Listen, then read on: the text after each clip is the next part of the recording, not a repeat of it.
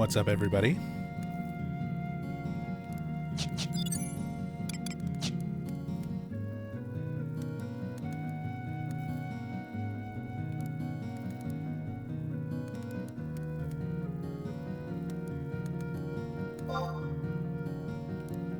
Hey, Waddle. What's up, Gadius? Hey, Yami. Yeah, the Final Fantasy XI addiction continues.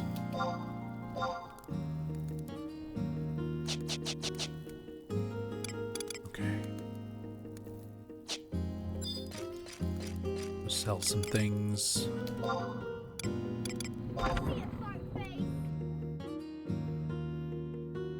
Rachel with 107 months.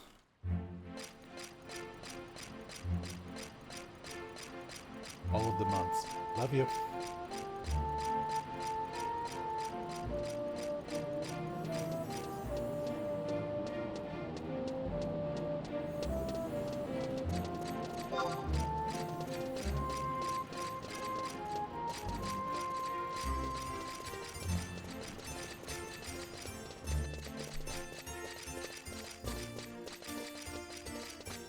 Yeah, Sale asked in Link Shell if I finished getting Dark Knight. That's what we wound up doing yesterday.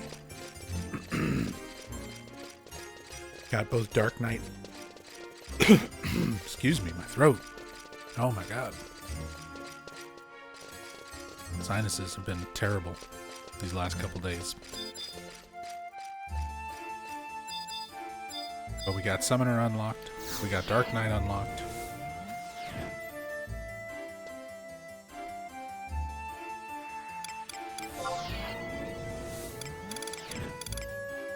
So we're getting all the jobs done.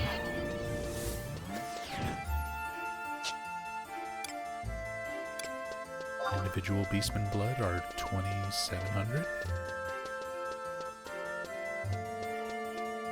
Or somewhere around 24 to 27.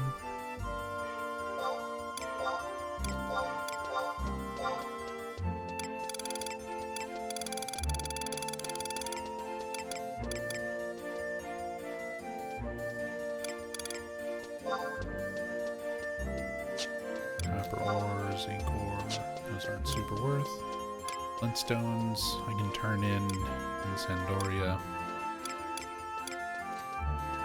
I'm short on a stack of insect wings. Not that those go for much.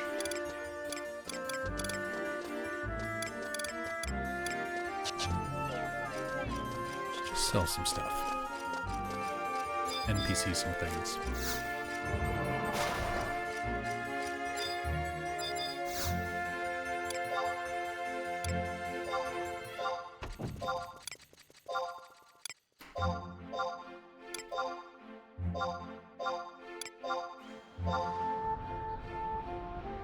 Cod I can send to Pazuzu.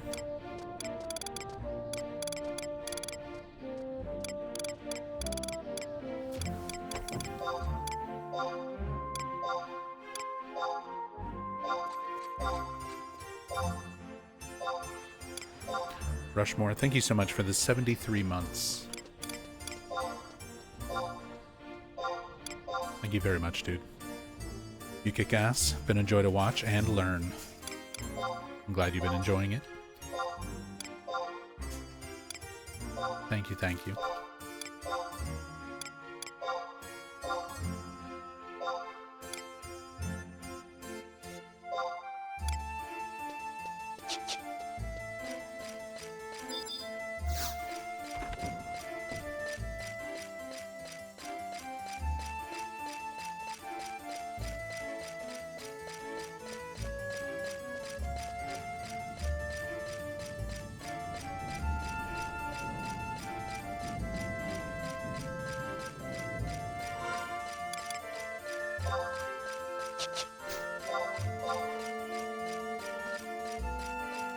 Working on unlocking not being broke.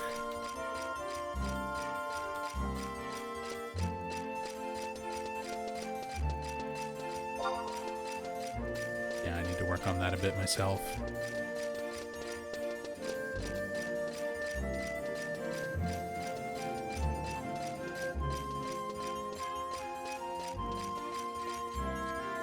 Hey, what's up, Stendhal?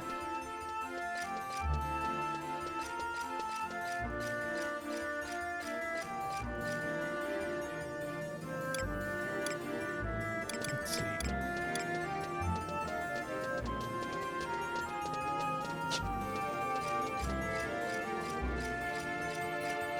Could go and do some fishing. Start working towards Lushangs.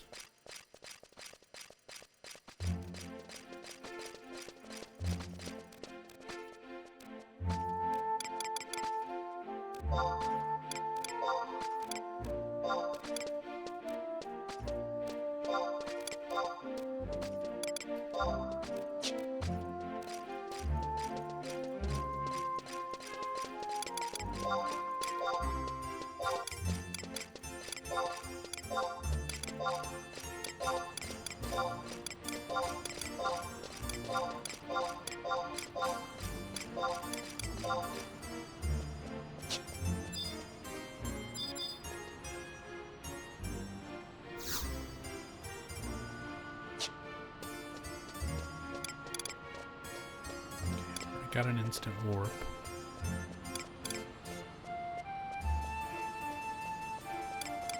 I can put that away in storage for a bit.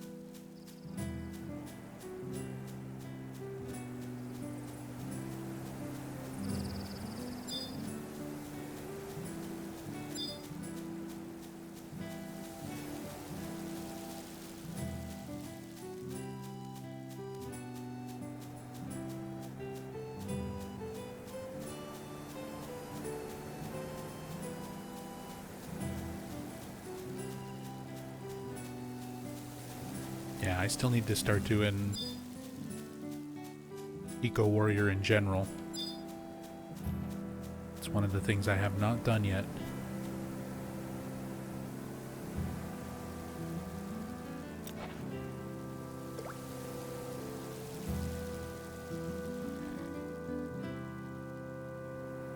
Might see about doing that this weekend.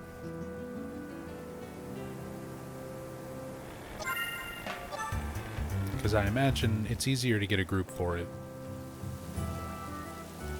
when more people are playing on the weekends. And a lot of people probably just trying to get it done right before Sunday.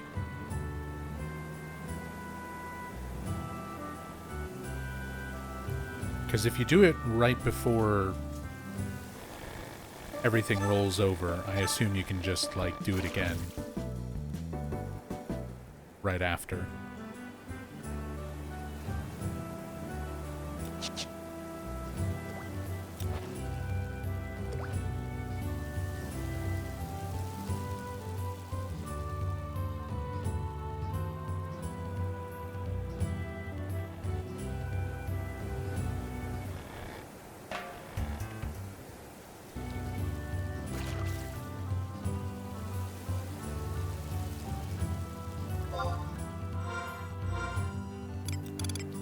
Yeah, I know I'm some of the way through Chains of Promethea.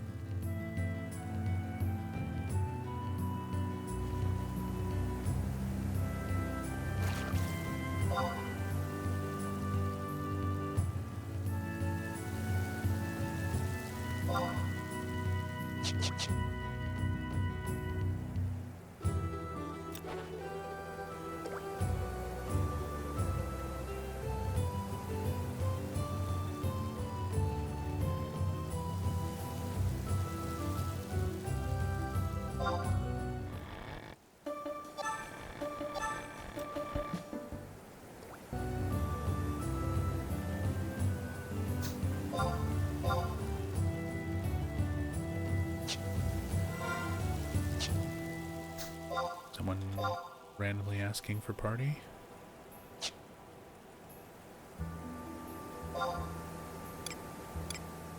$60 Black Mage and Lower Juno. While I'm on 49 Beastmaster.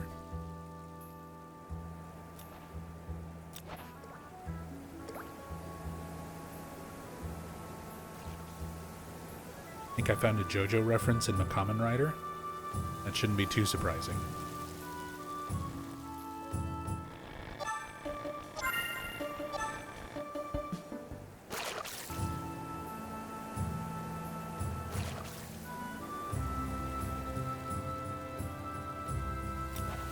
There's a lot of JoJo references in most Japanese media that has existed since the late 80s.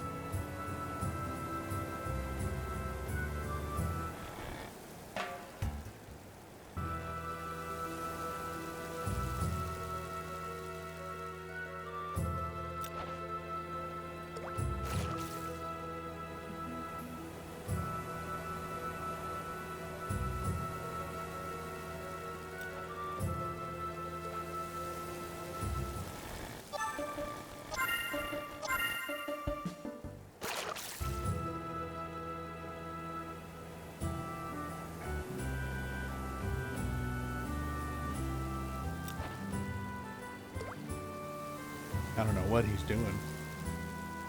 Ziggy's just jumping on stuff in the closet.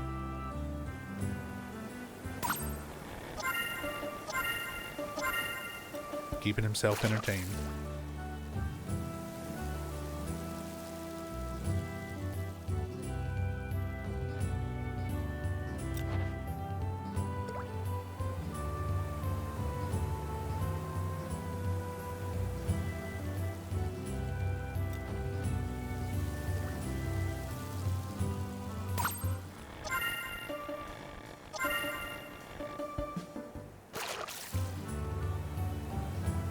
Whiplash showing people some of the character arcs for some of the writers.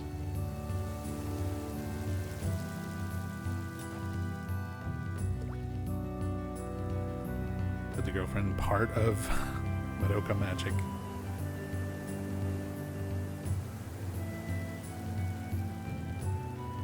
Yeah, the intros and outros.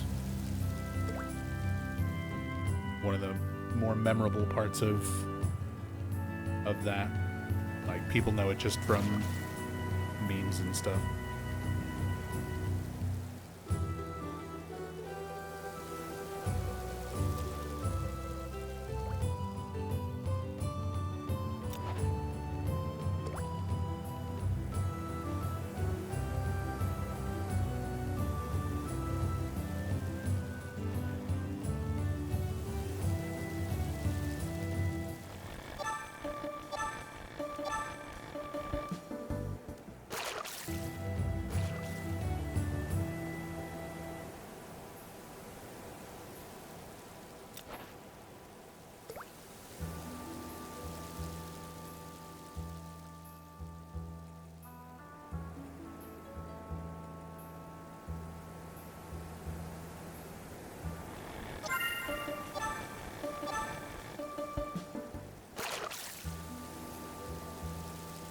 I don't know, lately I haven't really been in the mood for anime.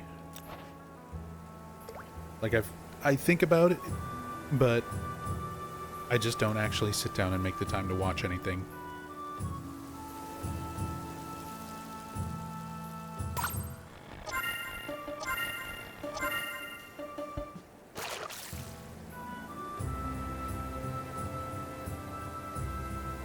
Most of the time, I'd rather just be like playing a game or doing something around the house. And the only time where I'm really kind of putting something on to watch is when I'm laying down about to pass out. So I usually just have Twitch or YouTube.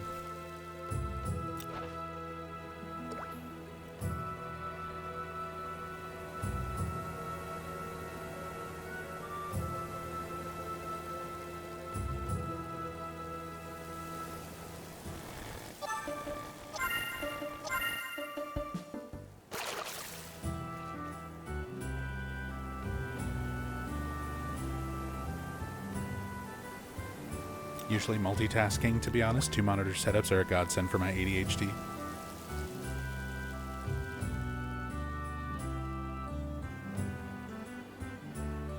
Yeah, I don't deal with that. I mean, I've got my 2 monitor setup, but obviously when I'm streaming, it's just like game on one screen, chat, alerts, and OBS on the other.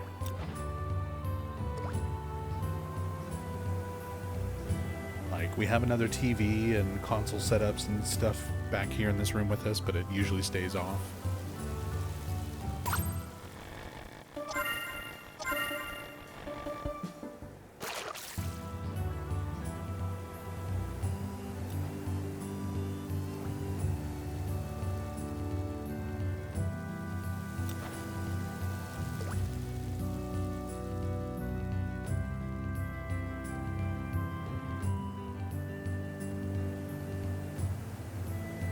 Even for stuff like this, where I'm just kind of sitting around and mindlessly fishing, I don't like having a whole lot of other distraction.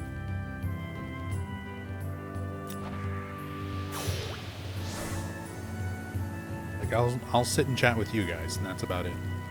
I'm typically not going to be doing a whole lot.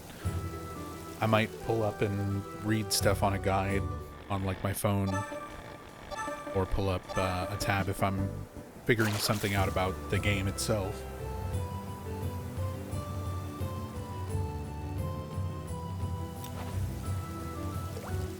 But I know, like, some people, while they're sitting and streaming and doing stuff, they'll have, like, a show or an anime or something, movies that they're watching on, like, a second monitor, and music playing. Some people can handle having just all of that going on.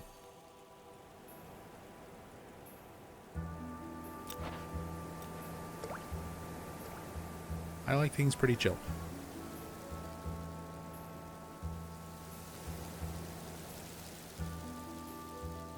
Where I can just focus on a couple of tasks.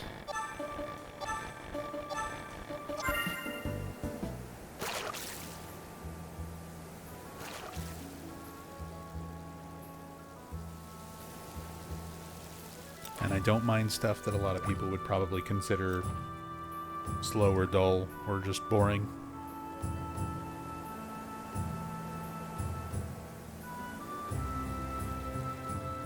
Same way I know a lot of people who feel that way about, like, even some of the Silent Hill games.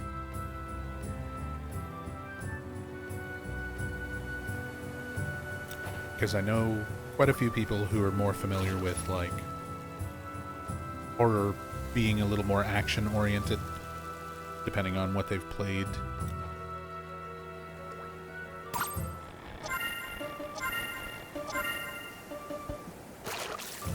So if you're used to kind of more stuff going on in your horror games, and then you go into a Silent Hill game, and there's a lot of just, like, wandering in the fog and looking around at stuff.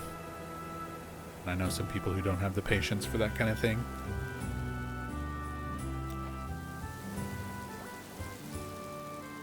Or Death Stranding. Death Stranding's a great example,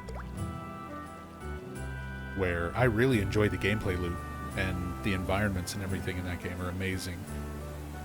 And I love the ideas of kind of planning out your different routes and trying to figure out how to do things more efficiently, building towards that, setting up infrastructure. All the little things that kind of go hand in hand with Death Stranding, on top of all the moments where it does get actiony, especially 2. 2 had, it felt like, a lot more actiony stuff kind of added in compared to the first one. But it still gives you plenty of moments of just, like, all you gotta do is take these things a very long distance. Get to it.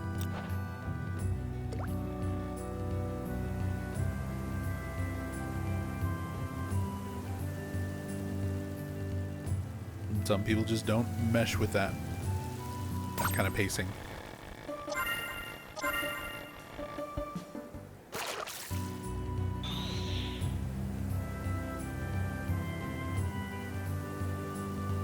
Hey, Salome. Everyone here with the Salome raid, welcome. Welcome, welcome.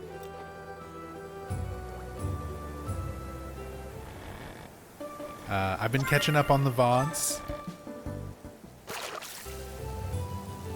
Schedules being what they are, I haven't been able to see a whole lot of the live streams, but I've been keeping up with the VODs. It's good to see you guys. Good to see you, Salome. Thank you so much for the raid. And of course, huge shout outs for Salome. For those who are here who don't know, Salome is an amazing streamer who also happens to be the actress who plays Mary and Maria in Silent Hill 2 Remake. But she's a fantastic streamer, wonderful person, and been going through the Silent Hill series. You've already played 1, 2, 3, and 4. You've played 2 Remake, and you're on Silent Hill F now. How are we feeling about it so far? Good to see you, Salome. Hope you're doing well. Good to see you, everyone. Welcome, welcome. I'm Nub Zombie. Normally, I do quite a bit of Silent Hill streaming myself. Lately, I've become heavily addicted to this MMO that I've been playing on and off for the past 23 years. This is Final Fantasy XI, the first Final Fantasy MMO. Salome does a voice in Final Fantasy XIV, the following Final Fantasy MMO, which is pretty neat. Kind of comes back full circle.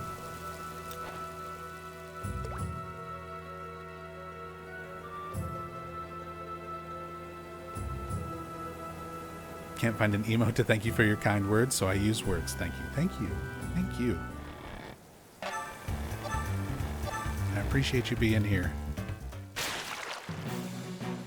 And of course, your wonderful community. But yeah, again, for anybody who might be new here, I'm Nub Zombie. Normally I do a lot of Silent Hill, a lot of horror in general.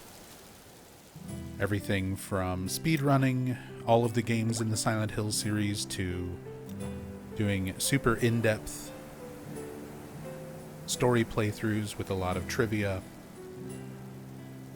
things like that. But lately, I've needed some real comfort games. And as much as I love the Silent Hill series, they're not always very comfortable games. They can be. They can be, don't get me wrong. A lot of them do have some really comfy vibes. But I've needed something a little different. And this has been, like I said, Final Fantasy XI. I started playing it in 2003. One of my first jobs while I was in high school, one of my first paychecks was saving up to buy this on PS2. So, this has been a long time comfort game of mine. And I never really streamed it. It's always just kind of been something that I play off stream on my own time. Because my channel was kind of focused more on horror and Silent Hill and stuff. So I tend to just stick to that for the most part. But lately I've been wanting to branch out, do a little bit more variety, share a little bit more of all of the games that I play and enjoy.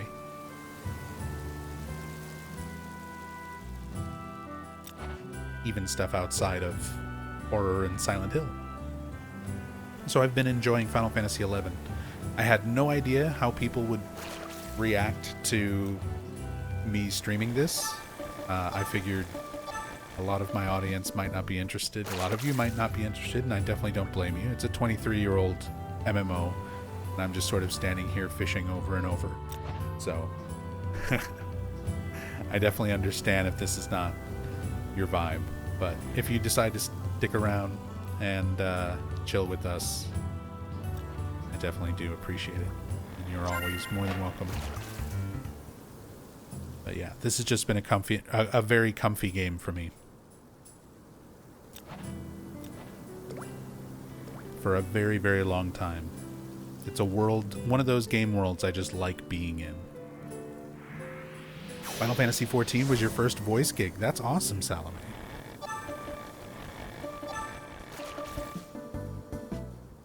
That's really, really cool.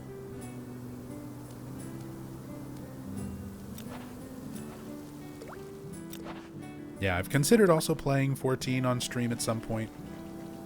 I've tried to really invest in playing that game as much as I play this one. But as good of a game as it is, it's one of those ones where it makes me want to play this game every time I play it. It just makes me want to come back to Final Fantasy XI. Because there's a lot of stuff 14 has that it really borrowed from this game. Similar characters, some similar places. Lately, they've been taking direct, characters and monsters and locations for some new events and things that are being added.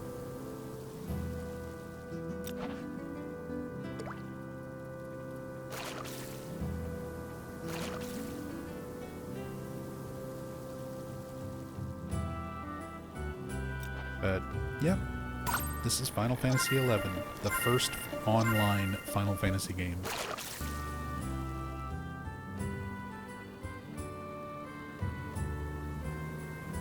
And right now, I'm just fishing. I'm working my way towards one of the best fishing rods in the game.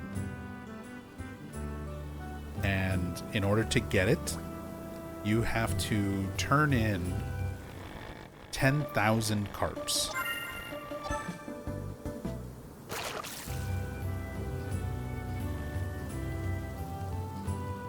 And in all of my years, over 2 decades of playing this game, I've never fully done that quest. That's across multiple characters and starting over and things like that. I usually wind up just going for that fishing rod by buying it off of somebody else.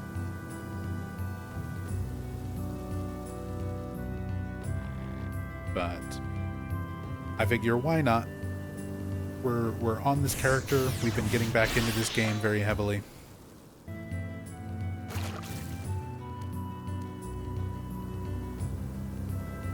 We've had a lot of people in our little community joining us and playing, because we're currently playing on a private server, a free server called Horizon.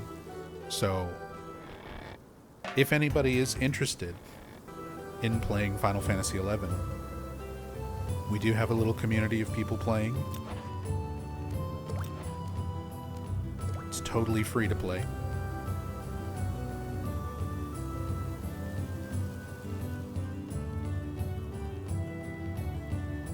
And it's been a lot of fun. We've been helping each other get stuff done. Been doing what I can to help new players kind of learn this game, because it is, being such an old MMO, it is very different. There's a lot of things that are very sort of outdated and not intuitive that a lot of modern MMOs have sort of polished up. Things that have become more standard. So it can be kind of a difficult game for some people to get into. But we've had a lot of people getting into it. A lot of people in our community start playing it. We've had a lot of people returning who maybe played this game back in the day and hadn't played it in a long time. But we've been having a lot of fun with it.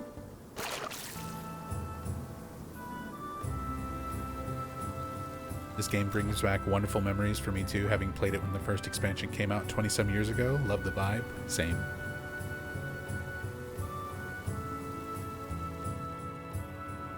$10,000 moat carp in 18 days. Yeah, it's going to take me longer because I'm not going to commit to just fishing day in and day out for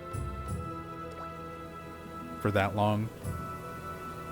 When I feel like fishing, I'll work on this, or I'll work on skilling up.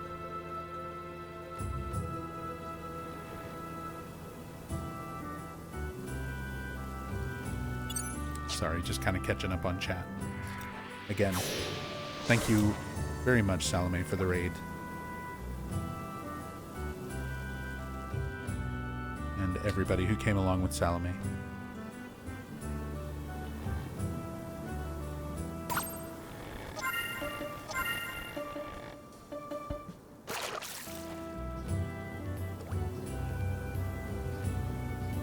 Yes, Burak Auto.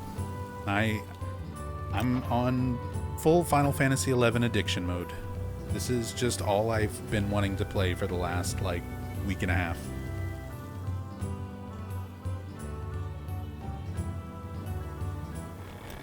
I can't help it. I like being in this game world. And especially since we've had a lot of people joining and start playing as well. I like teaching people. I like helping people get started.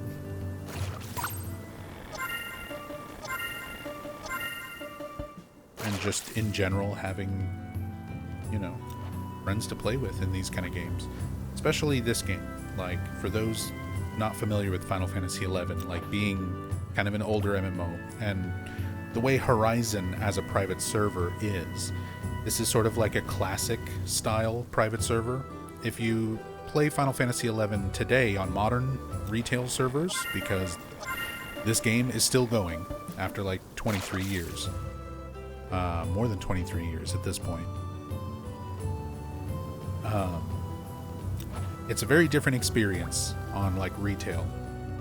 The level cap is 99, and the game is sort of set up in such a way where you can play with like NPC controlled characters all the way up until the end game, and not until you really get to the absolute most end game stuff do you really start teaming up with other people, other players.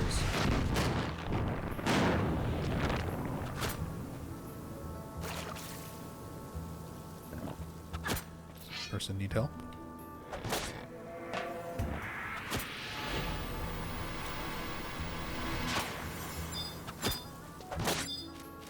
No, they're fine.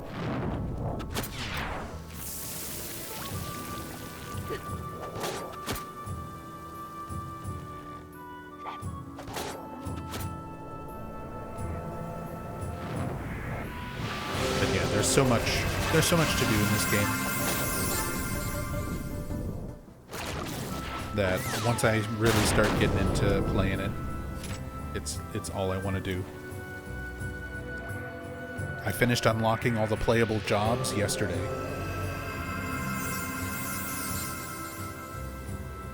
So we have every available job in the game opened up to us to go and level.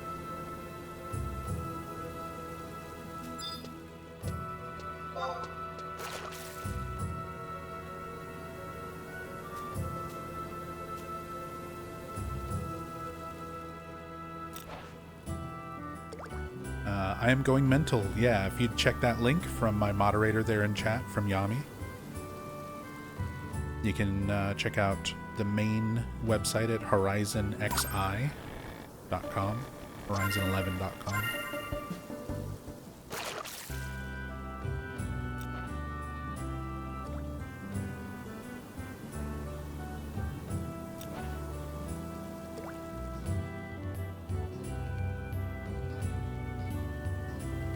Oh, this is your character, Stendhal.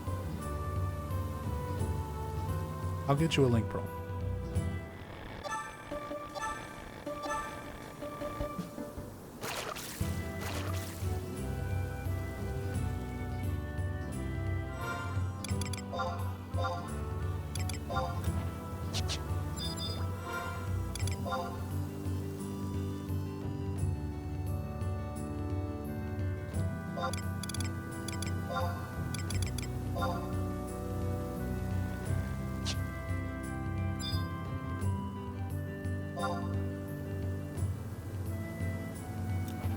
Got you, Stendhal. Welcome to the Nothing Masters. That's the name of our link shell. It's basically like the Final Fantasy XI equivalent of a guild. Our little community grows. The Nothing Masters.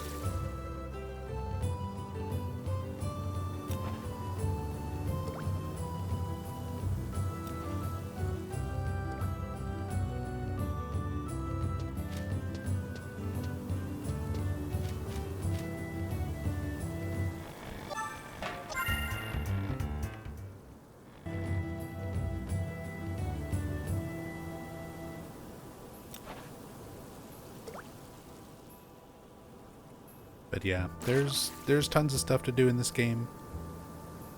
I've been unlocking jobs. We got that done yesterday. I've been leveling up various jobs with different people in our community.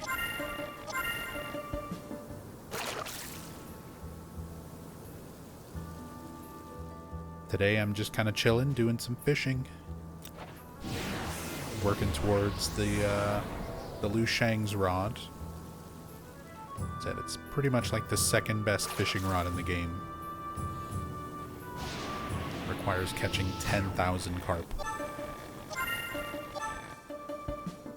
Or at least turning them in. You technically don't need to catch all of them. You can buy carp as well.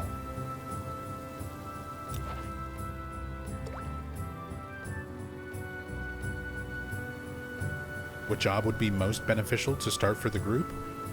I mean, I wouldn't worry about anything like that. Pick what seems appealing to you.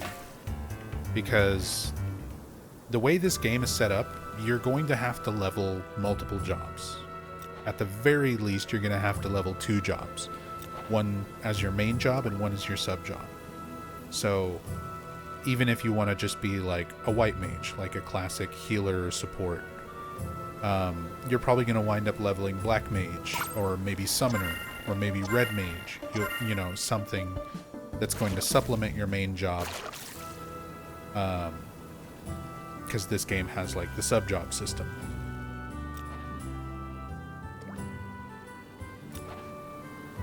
But I encourage people getting into this to just sort of like try out different jobs. There's nothing stopping you from swapping jobs at any moment.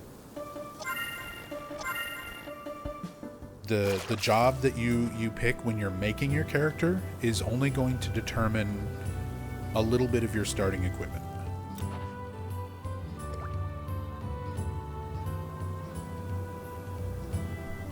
And you can easily just try something else entirely, and most of the starting equipment is dirt cheap anyway. So it's very easy to just, you could try out monk or warrior and then be like, oh, I'd rather play a caster, and try out black mage. You can go and get stone for very cheap.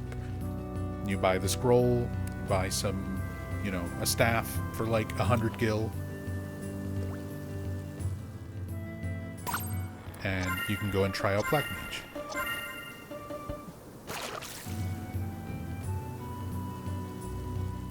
Tried playing 14, but it was too confusing.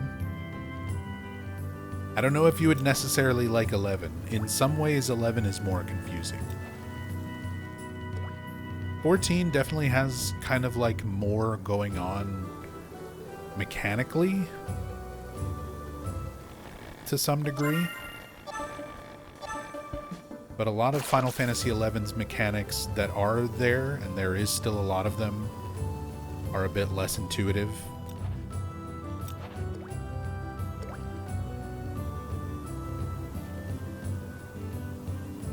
I think the job system in 11 is the best of any MMO I've played. It's definitely like my favorite aspect. Like, there's a lot of things I really like about Final Fantasy XI, but I love how open it feels with what you choose to do. Most other MMOs, you are very locked in from the moment you make your character to sort of what role you're going to be playing and what you're going to be doing for the rest of your time in the game.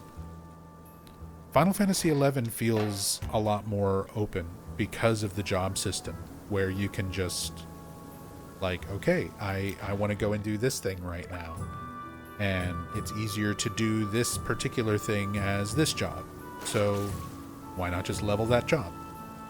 You know, if you're trying to get your outpost quests done, there's basically the ability to teleport to different outposts to travel the world a bit faster. Requires you to take supplies from your home nation to each outpost. So you kind of have to take stuff there the long way first, and it'll open up the ability for you to teleport there. Well, some of those outposts are kind of hard to get to, but there's also teleports, which is a spell that can be learned by white mages. And if you go and collect crystals from different areas of the game, you can then teleport back to those specific locations. So you could just decide to level white mage just to make transportation easier. It's honestly one of the things that I'm leveling for that reason. Just to be able to have access to teleports and things like that. I'm going to be leveling black mage.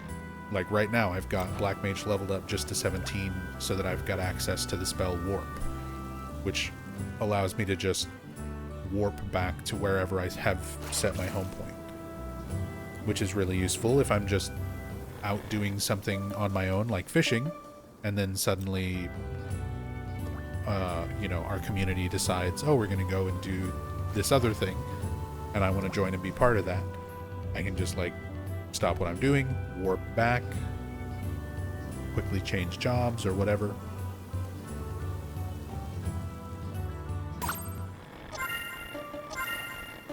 But yeah, the sense of variety.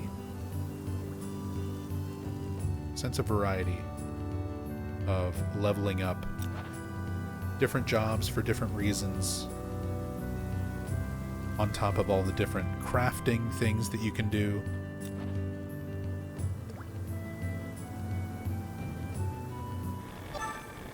All the craft stuff you can do, all the gathering and things like that, mining, logging, harvesting, plant growing, fishing.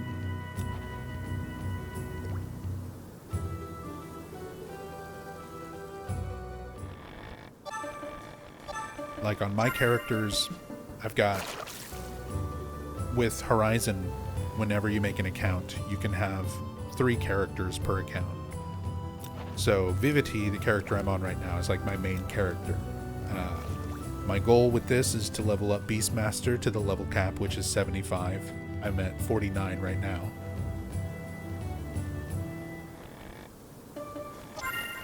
And then to get White Mage leveled up to the point where I can have all the teleports. Get Black Mage leveled up to the point where I've got Warp and Warp 2. And Escape. Those are all just good things to have in terms of world traversal. And then as far as crafting goes, I'm leveling fishing on Vivity. On my secondary account, Pazuzu, I'm leveling cooking, which goes all the way up to 100. And I'm currently at 86, I think, or 87.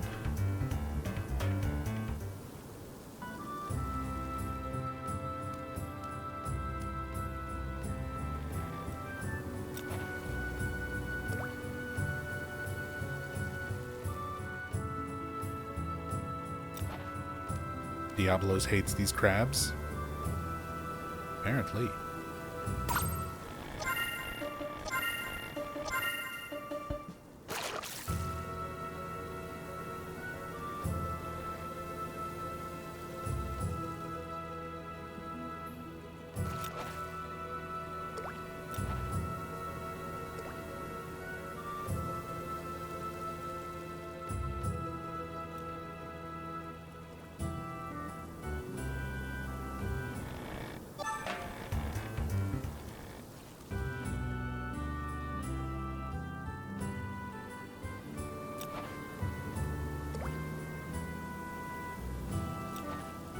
I'm trying to decide also if I want to do another BCNM run today.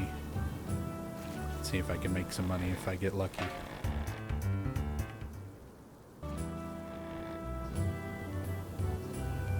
Because I was doing runs of a BCNM, a Burning Circle Notorious Monster. It's like an instanced monster fight that you can do that usually has a chance, not a guarantee, but a chance of dropping some really good loot. And there's one of them that's soloable by Beastmasters at level 20 that has a chance of dropping an astral ring, a ring that's worth about 100,000.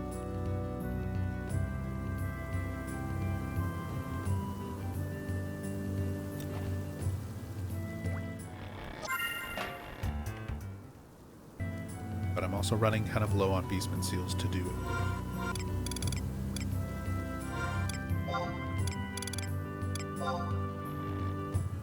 Yeah, I've got 48 Beastman Seals. And it costs 20 per attempt.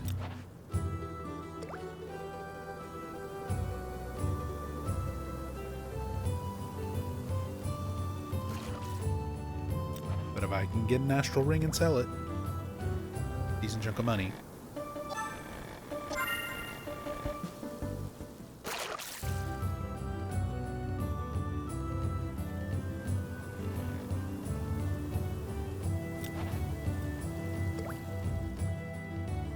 I also need to just spend some time looking through the auction house and see what stuff I can utilize.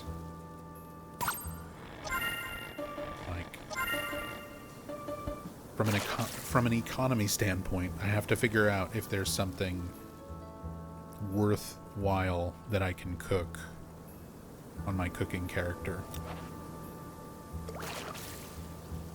where it sells often enough and I have access to the materials cheap enough that I can actually make a profit on it. 'Cause there's a lot of stuff in this game that gets kind of complicated. Can we trade Beastman Seals? No. You have to keep them for yourself. You can't trade them or sell them.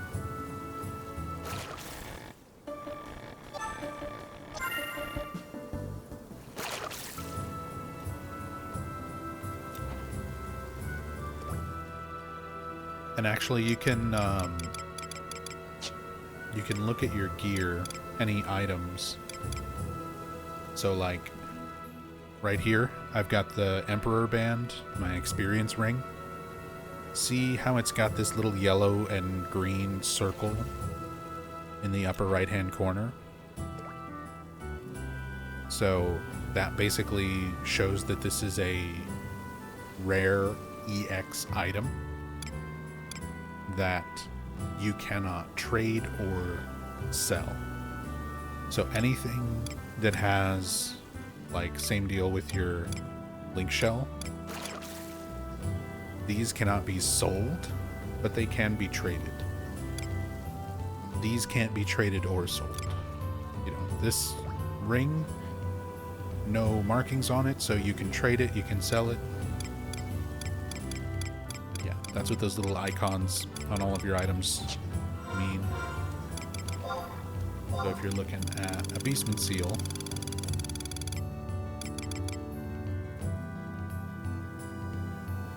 oh wait, oh I guess because technically you trade them to the NPC.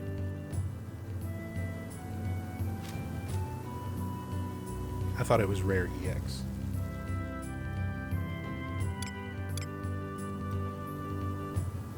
But it is still marked as rare, as like not something you can sell, and you cannot trade it to other players. You can trade it to the NPC who accepts them, who is located in Juno.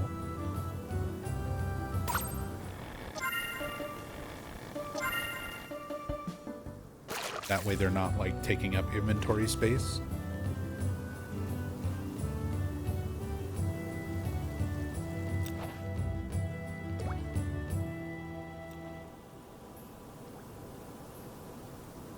Can just write can't be traded? No, that would take too long.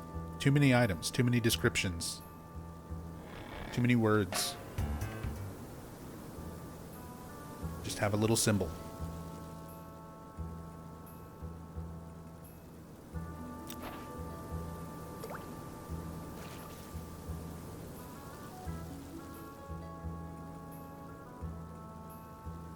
A little symbol where you have to decipher its meaning.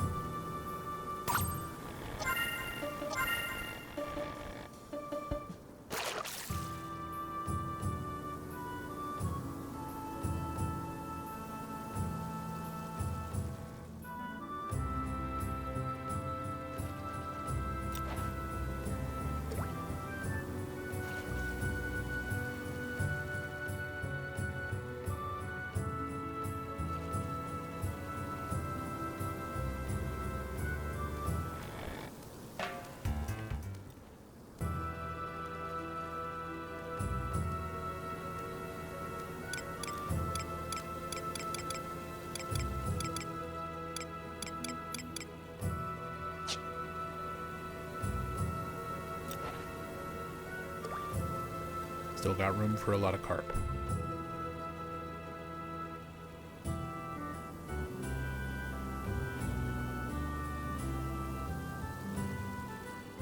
Although I think the lake might be fished out.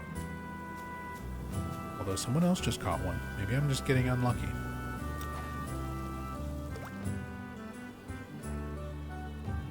When there's enough people fishing all in the same spot, it'll actually, like, deplete the population of fish enough where you stop catching them.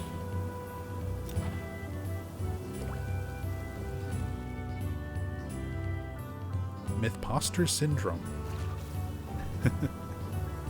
It's a great name. Thank you so much for the raid. Thank you, thank you.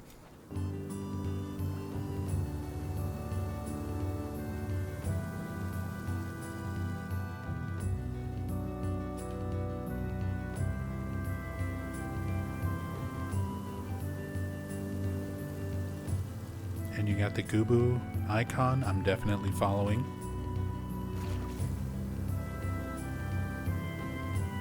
Everyone should do the same. Shout out there. You can just click on the little heart in chat and follow Mythposter Syndrome. Thank you so much for the raid. We love 11.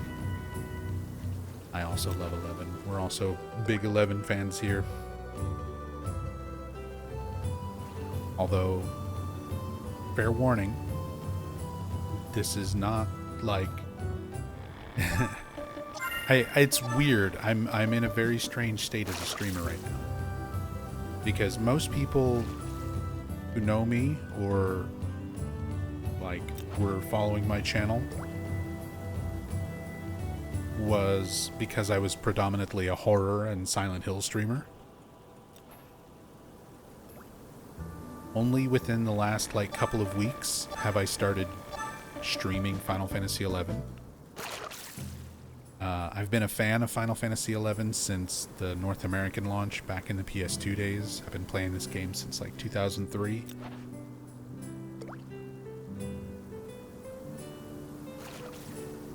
Played for a long time on retail.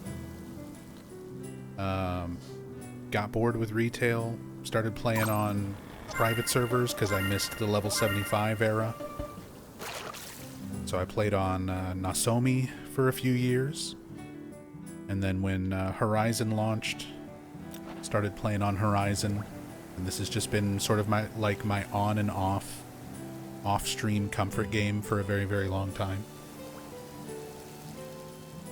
And lately, the last like 2 weeks, I decided, you know, screw it. I'm just going to try streaming it on my channel. It's not horror, it's not Silent Hill, but maybe someone will be interested in watching. And like surprisingly a decent amount of our community was like very into this. They like having it on. Some people just feel like it's a nice chill stream to kind of have on, which fits my vibe very well. And some people were interested in starting to play this game, so we had a lot of new players start joining in. And I've kind of been helping people learn the ropes and get used to playing this game. We've had quite a few people who were familiar with the game from maybe years ago and haven't played it in a long time, getting back into it on Horizon. So we've kind of had a little community building up here over the last couple weeks.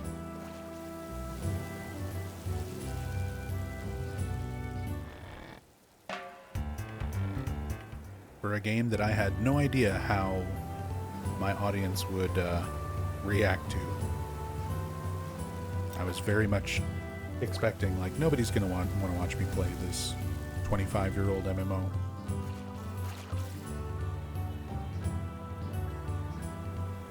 But a lot of people were super into it. And I said, this is like, Vana'diel is my comfy place. This is my comfort game. I don't care what I'm doing in this game. Crafting, fishing, fighting, early game stuff, late game, end game, and everything in between. I just like being in this game world.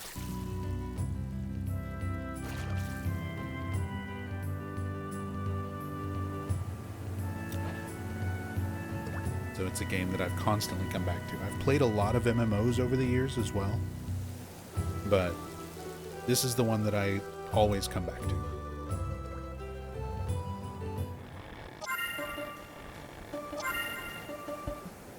Exactly, nothing quite hits the same.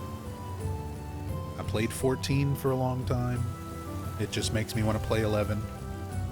I played World of Warcraft. I've played Phantasy Star Online, the original on the Dreamcast back in the day, and PSO2. Tried a lot of stuff. And in terms of MMOs, this is what I like. I like Final Fantasy XI. And I really like this era. This level 75 cap era of the game. Retail Final Fantasy XI, like, I went by everything so quickly and didn't really need to interact with other players until like level 99 pretty much. So I just don't like the pacing of it. I like this old school era of the game. No trust system, nothing like that. If you're going to do anything and try to progress anything, a lot of it just takes more time, more effort, often involves trying to get, people together, not just trust party. It makes it feel like there's a lot more at stake when things fail. It's a little more painful, but when things succeed, it's a great feeling, It's a real triumph.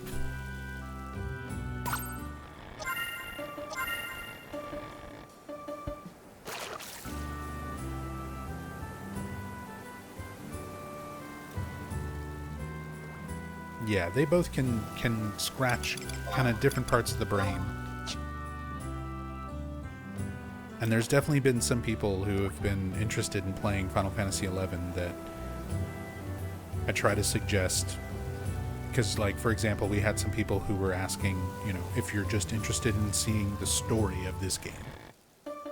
I think retail is better for telling the story, for experiencing the actual main story of the game.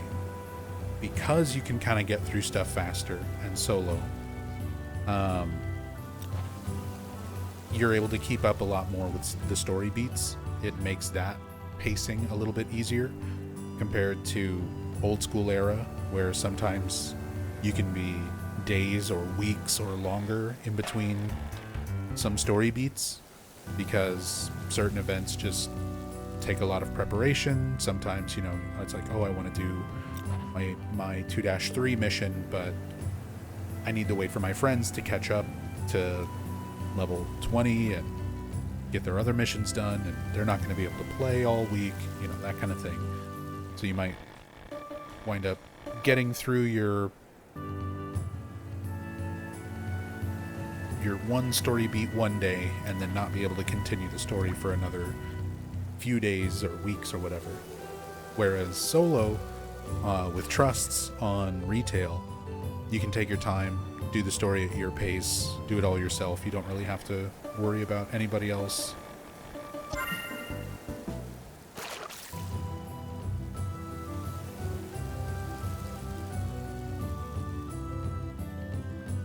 Much easier to access, I'd imagine, but not sure what the story looks like on Horizon these days. I mean, you're also limited to only the first 2 expansions, so Horizon is just Rise of Zilart and Chains of Promethea right now. They're gearing up towards Audurgon.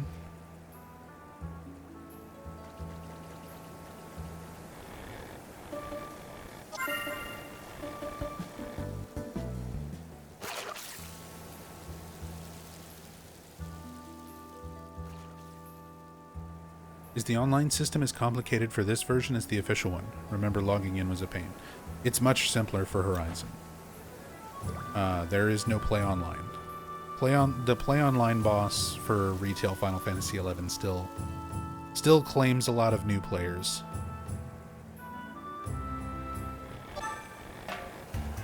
Dealing with your Square Enix account and your Play Online account and making everything shake hands and get registered the way that it needs to be. Alright, thank you again for the raid, Mythposter Syndrome. Very much appreciate it.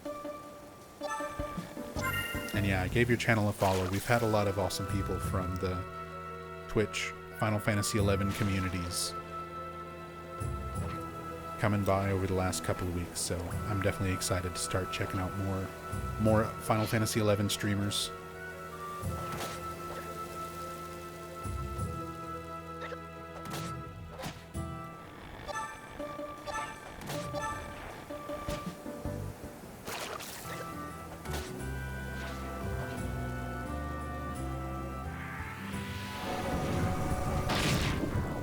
A number of people interested in trying 11 after seeing the stuff in the current X-Packs.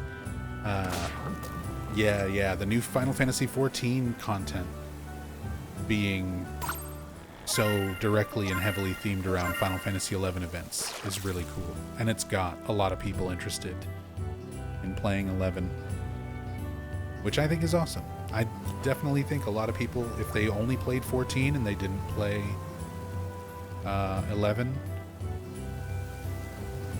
give it a shot. Give it a try. You might really enjoy it.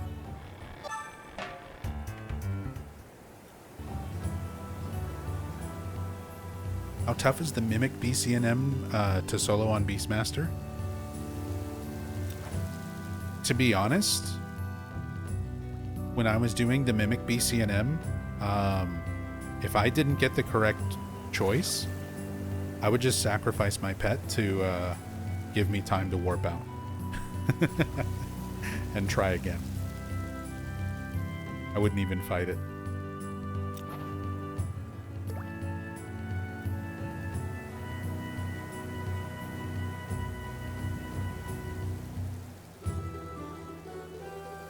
Yeah, this is Horizon. This is Horizon FF11. So this is one of the private servers where it's like 2005 era Final Fantasy XI. It's like the game as it was like the day before Audurgon released, with a few little tweaks and changes to kind of keep things fresh. There's a little bit of added content that's exclusive to Horizon.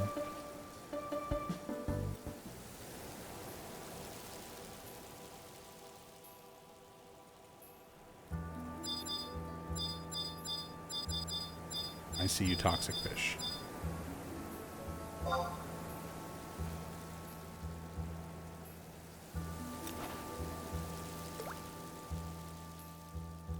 That was your era? I kind of played through multiple eras. Like, I was around for the North American launch, playing on PS2 back in, like, 2003. And I played pretty consistently up until around, like, 2015 or so. That's when I started focusing more on Silent Hill and horror on my Twitch channel and stuff like that. And everything else I was doing kind of got pushed to the side. I just super laser focused in on Silent Hill and streaming. And then I came back to the game probably around like 2016 or 2017 and played on retail again up through 2020. And then I haven't played on retail since 2020. After that was around the time I took another break from 11, and when I came back to it, I started looking into the private servers for 75 era, and made a character on Nasomi, and was playing on Nasomi for a couple of years. And then some other people I knew on Nasomi told me about Horizon when that was getting ready to launch.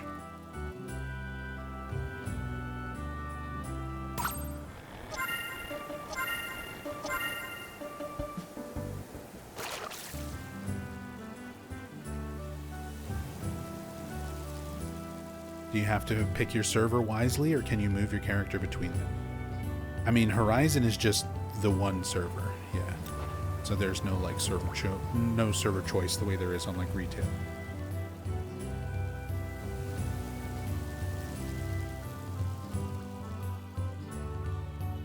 I mean, if you play on retail, there's still world passes and stuff to change servers and things like that. But you don't have to worry about that on Horizon. It's a lot more simple. You just go on the website, download the launcher, make an account.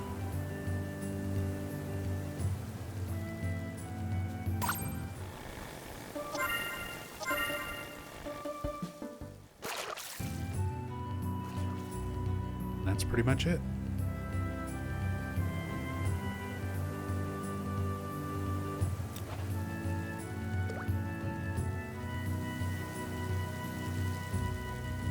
Ever play OG PSO and or PSO Blueburst? Yes, both.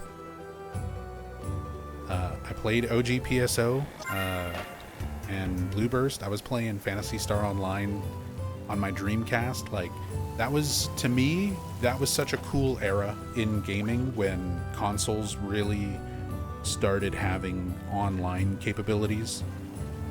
So having the Dreamcast that just has, you know, basically a phone jack built in where I can just plug the internet line directly into my Dreamcast and go online and play games. So that was really cool to me, and I played a lot of Phantasy Star Online in those couple of years. That would have been around like 99 or 2000. I think 2000 might have been Phantasy Star.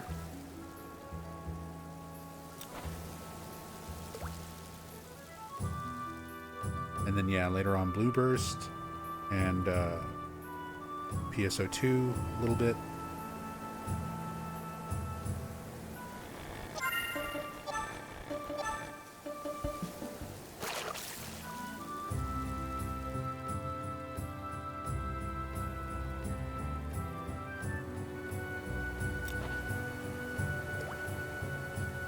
If I remember right, retail Final Fantasy XI has been still been getting updates and events. Yeah, the retail servers are still going, and they're still adding content, even if it is just sort of like some recurring events and things.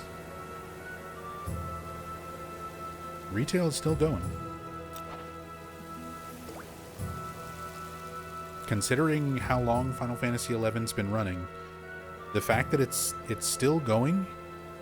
It's still a monthly subscription service for retail. Horizon obviously is free. but for retail, it's still a monthly service fee, and still has a substantial player base.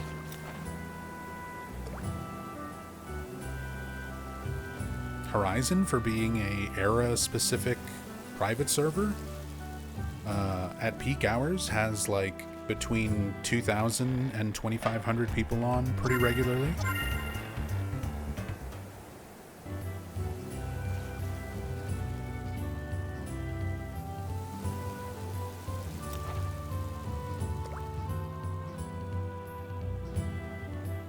And like even in the off hours, middle of the week, super late at night or super early in the morning, when a lot of people can't really play, I feel like I've always seen enough people on that like finding groups, finding parties, finding people doing stuff has never been an issue.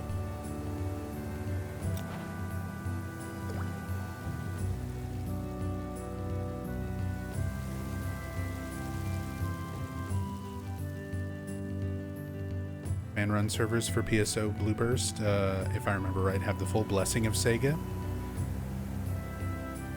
Even work on the old console copies of PSO, not just PC. Oh, that's kind of cool.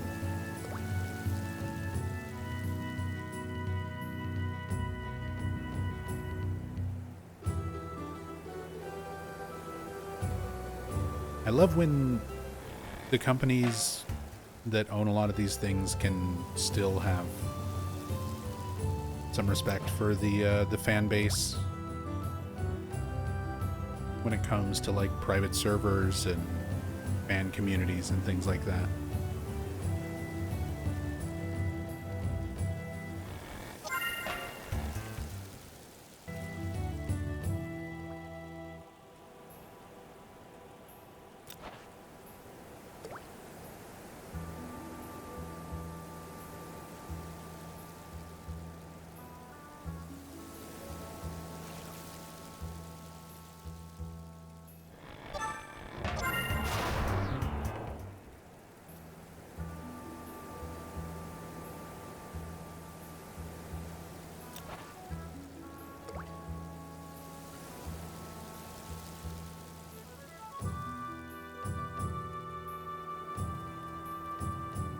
Eight main fan-run servers, with all of them having quality of life tweaks and bug fixes, including fixing old bugged drop rates.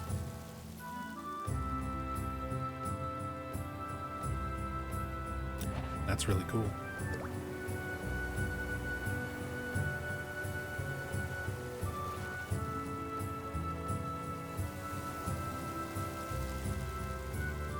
How large is the Phantasy Star Online fan server community? Like,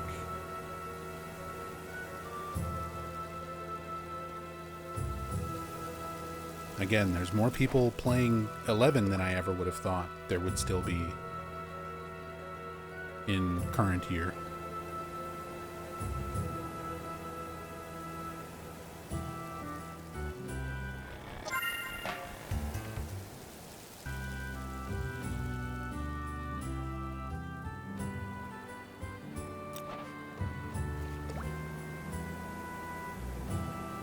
Makes me wonder how many people are still playing Phantasy Star Online.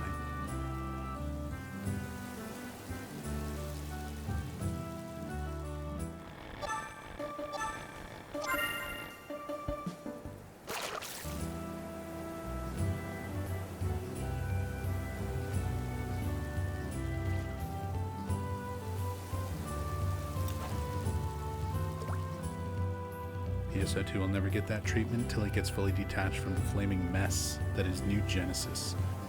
It's PSO2 like an emergency backup fashion pool.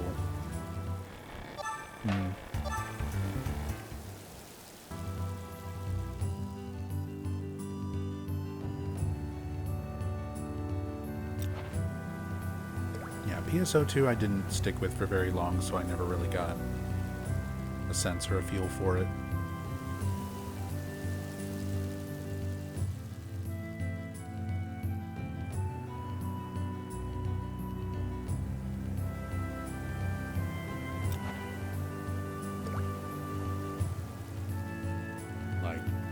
I just remember playing it for a little while with friends.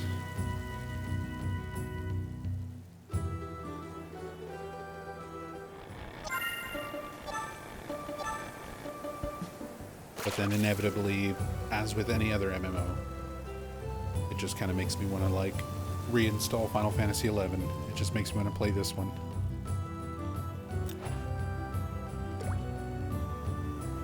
A couple thousand still play on the fan run servers, if I remember right, with how bad NGS is causing more people to go to PSOPV. That bad, where people are leaving PSO2.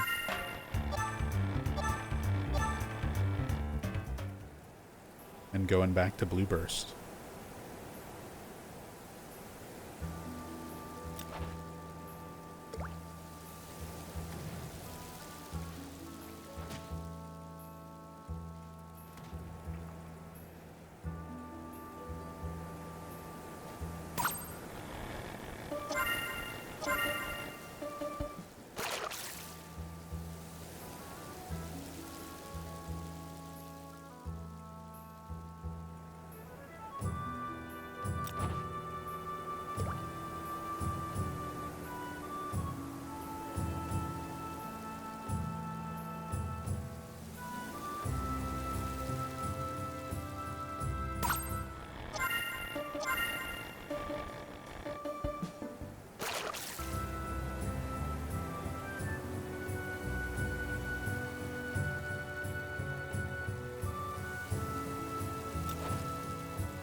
For 95% of NGS's content from updates the first 2 years was paid cosmetic loot boxes.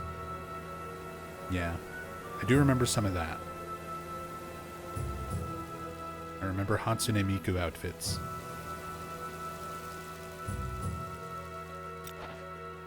Classes having less stuff baseline than PSO2. Number of free PSO2 outfits slightly updated texture-wise and sold as premium.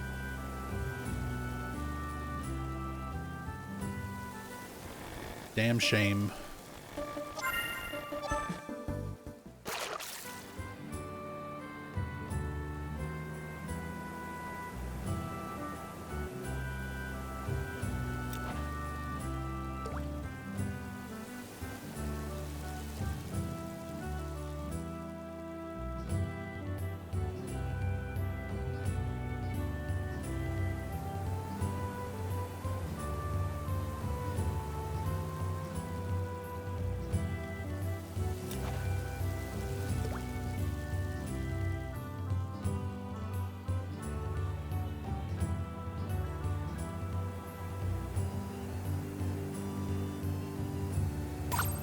I hadn't heard about any of that Dapper Cactuar.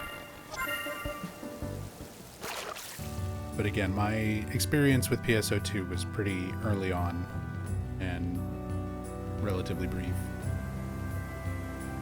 before all the new Genesis stuff.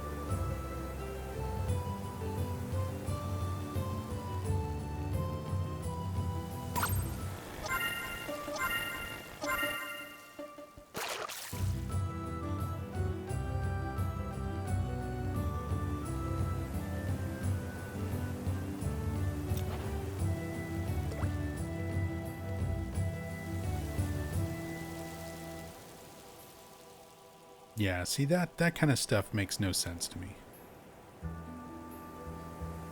I mean, I understand why they're doing it. They want money. But you have to understand how your player base is going to react when content that you're introducing is limiting what they have access to or already had access to. Like, that's never a good thing.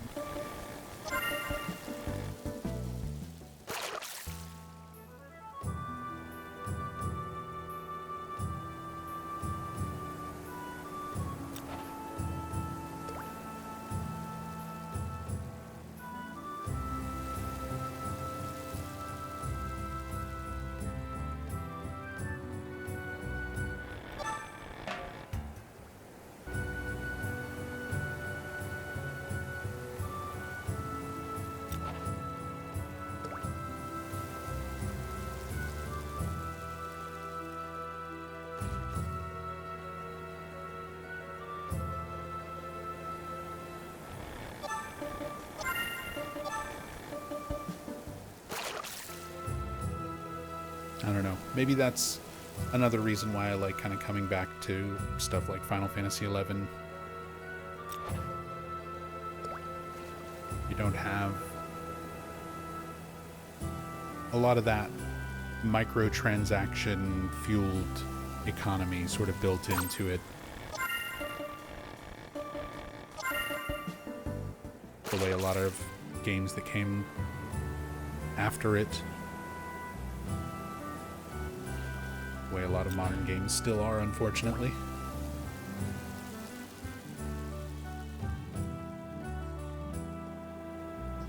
I feel like there's less drama around, like, the state of the game.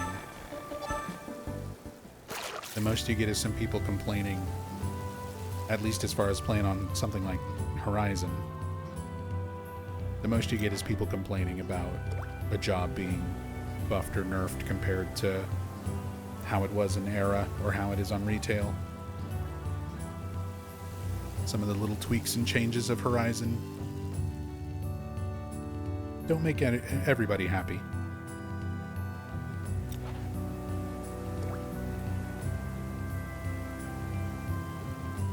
Most of it's pretty understandable, though.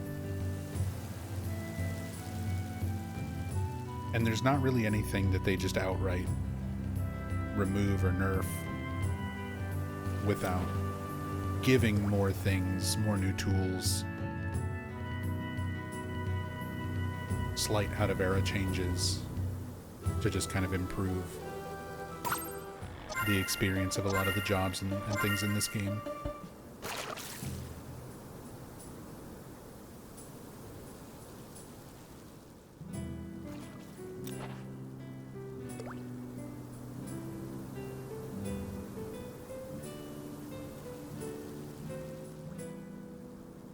In charge of NGS, and that's the main mind behind it. The guy whose decision as part of leadership almost killed PSO2 multiple times, and his decisions are also what killed off Phantasy Star Universe. Rest in peace, PSU. Also played that one for a bit.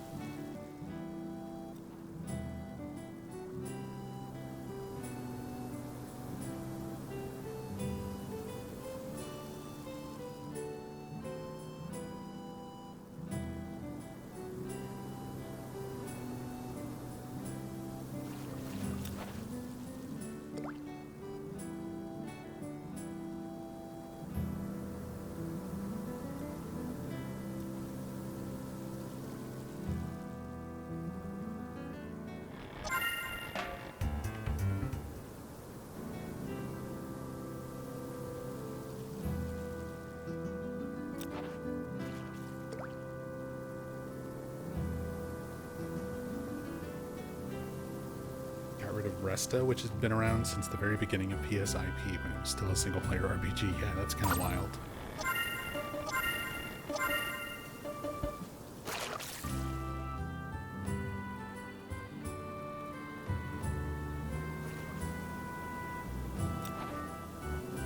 Certainly a choice.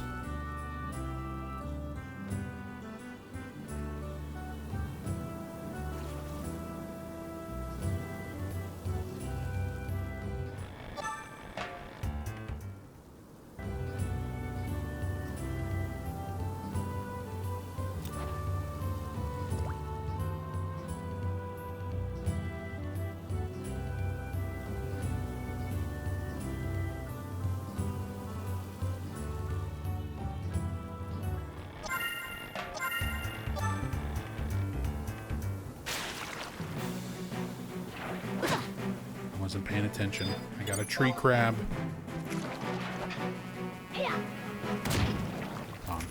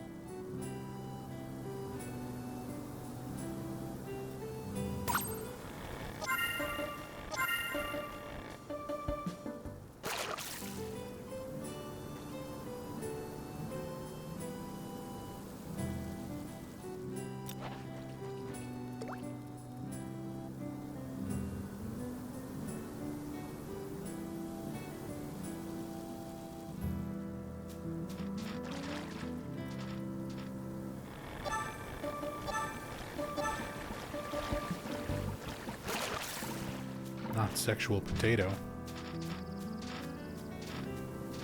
And their pet forest funguar.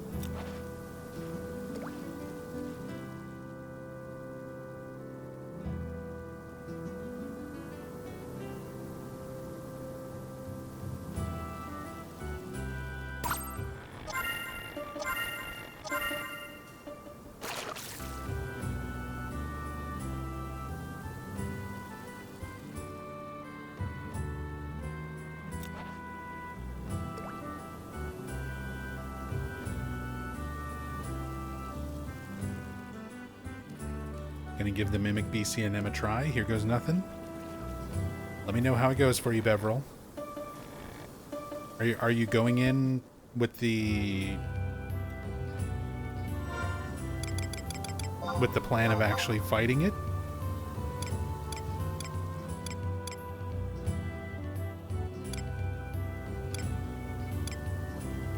Assuming you don't guess correct.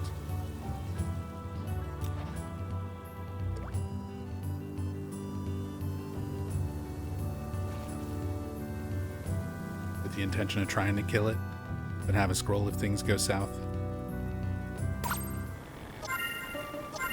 Yeah, let me know how it goes.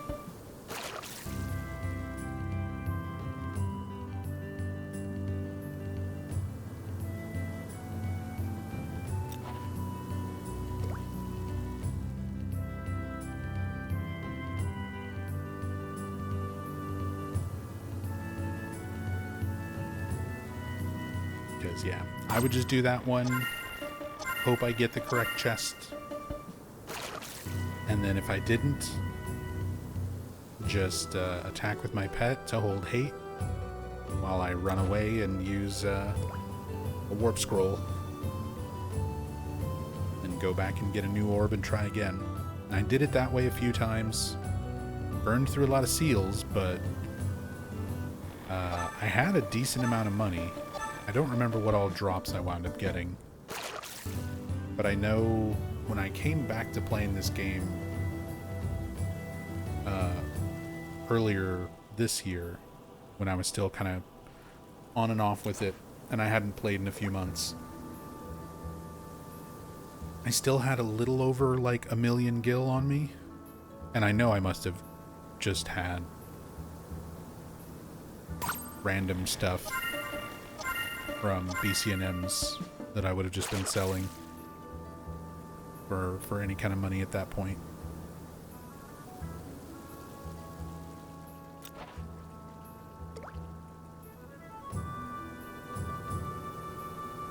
Because I don't even remember what all rewards you can get from it. But I think you can get some really expensive scrolls and maybe something else.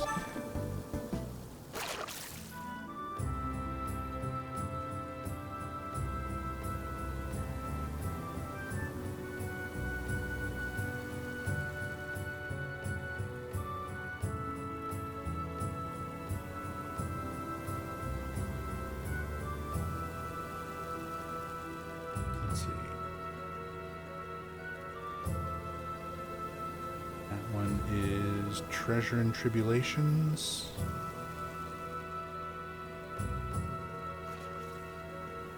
Yeah. Level 50 BCNM.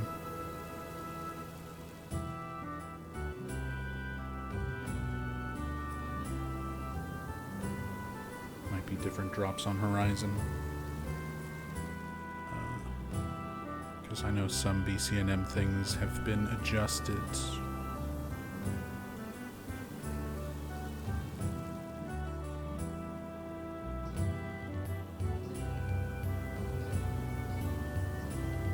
Yeah, I can drop Astral Rings, Quake, so you can get Ancient Magic, Breeze, Raise 2, Regen 3, Gold Ore, Dark Steel Ore, Gold Ingot, Dark Steel Ingot, Platinum Ingot, Manticore Hide,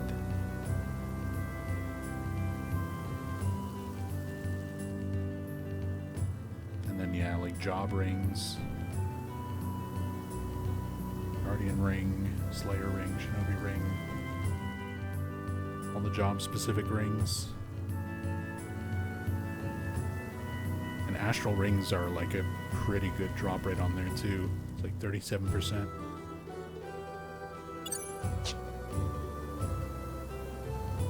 Beast are popular for the BCNM 40 groups I've seen. Need to try those. Yeah, there's a lot of BCNMs that Beastmasters can do pretty easily, either solo or in a duo or trio.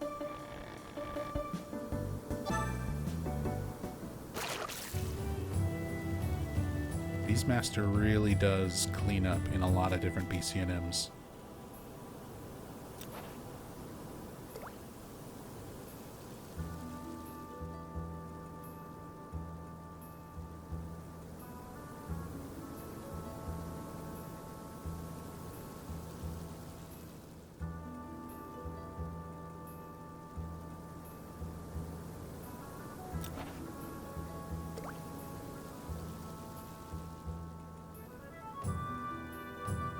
Fan effort to resurrect Dragon's Dogma online, and they've actually made a good amount of progress. Never actually played that one.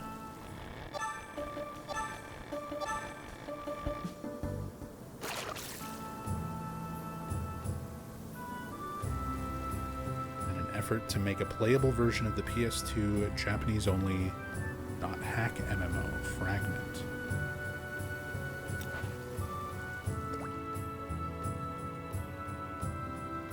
Interesting.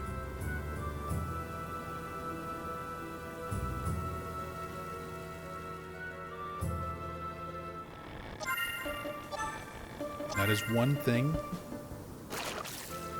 There's certain games that sometimes you play them and they're very good, but because of the nature of them, you know it'll never be something you really get the opportunity to play again.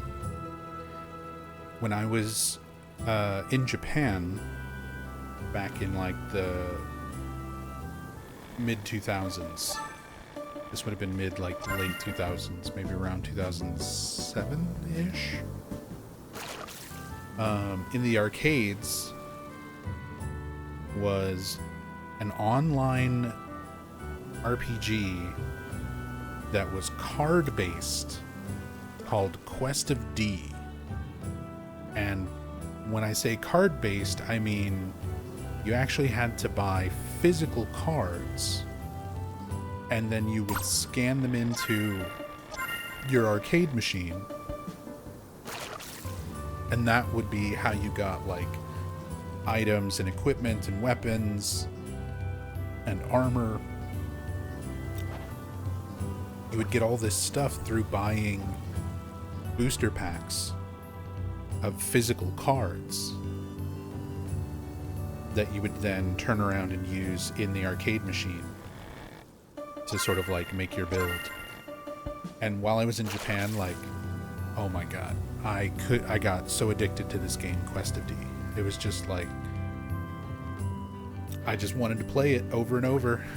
And again, it kind of hits similar to like an MMO, but then you also have this aspect of like the card game mentality built on top of that, where you're getting booster packs and rare items, and then you would get more cards based on progress and things that you did in the game while you were playing. So I wound up spending like all my free time during a trip to Japan going back to the arcades and playing Quest of D over and over, and then having the realization at the end of my trip that I'm like, they don't have this in the US. I'm not going to be able to do anything with these cards once I leave. And at the time I was like, I don't know if I'll ever, when the next time I'll be able to even come back to Japan will be. So I was like, man. And because of that card game aspect of it, I'm like, there's no way this would ever get ported onto anything. It would be weird having, not like the weirdest thing in the world when you think about like some of the other games with peripherals and things out there, Nintendo still has amiibos and shit like that. Do I still have the cards? No. When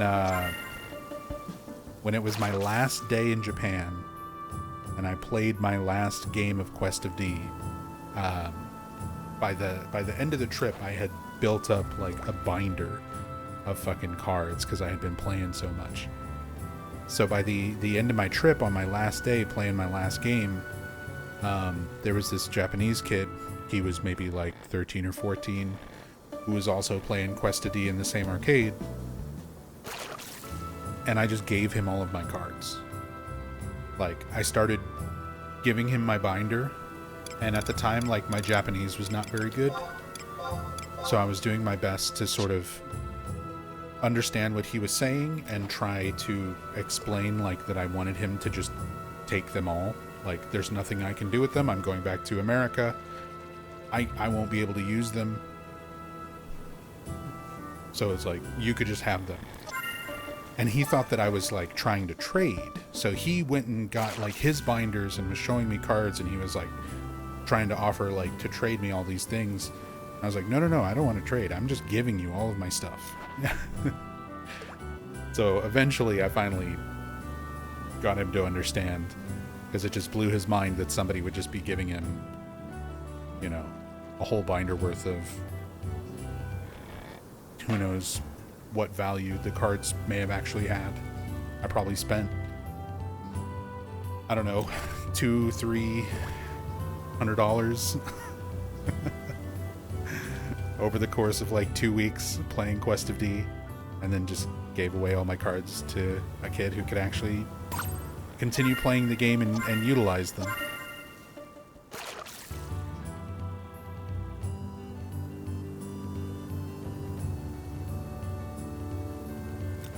Oh yeah, probably made that kid's day.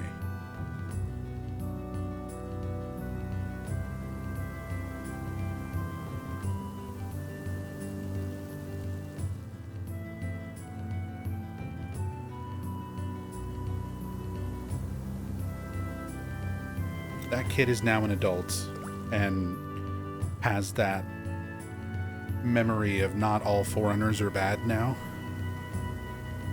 Like, there was that one American person who just gave me, like, a binder full of all these rare cards.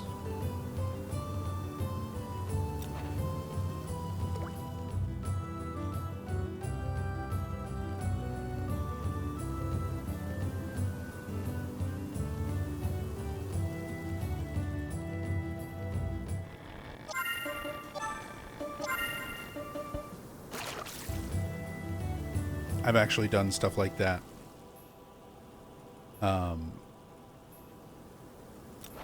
For things that I do know the value of. With those, like, I had no idea. But I do think back on, like, when I was younger, you know, been around since Pokemon first became a thing. And,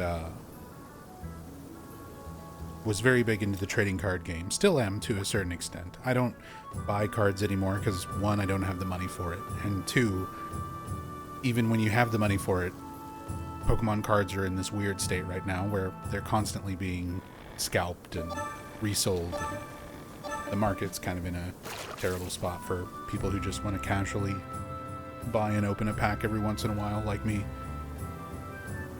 They're kind of impossible to get. But I do still collect Pokemon cards. But there was a time when I had been collecting for several years, from when the game first started, from when the card game first launched, up till the first, like, Neo expansion. So those first few years of Pokemon card trading card being a thing. And I kind of fell out of the hobby and thought I wasn't going to really get back into it, and gave away most of my cards. Not realizing that a lot of those first edition original set and base set and Jungle and Fossil and Gym Trainer and first set of Neo, like, not realizing that those are now packs that are worth hundreds, sometimes thousands of dollars. If I had just kept those unopened packs compared to some of the actual cards that you can pull from those packs. And I just gave a lot of that stuff away.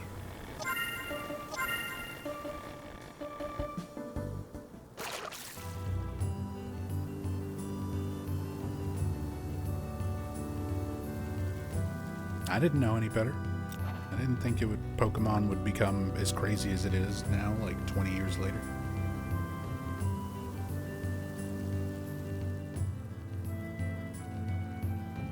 What's a consistent way to make gil?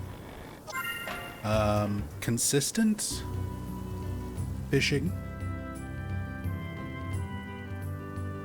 Fishing is pretty consistent, pretty easy to start doing.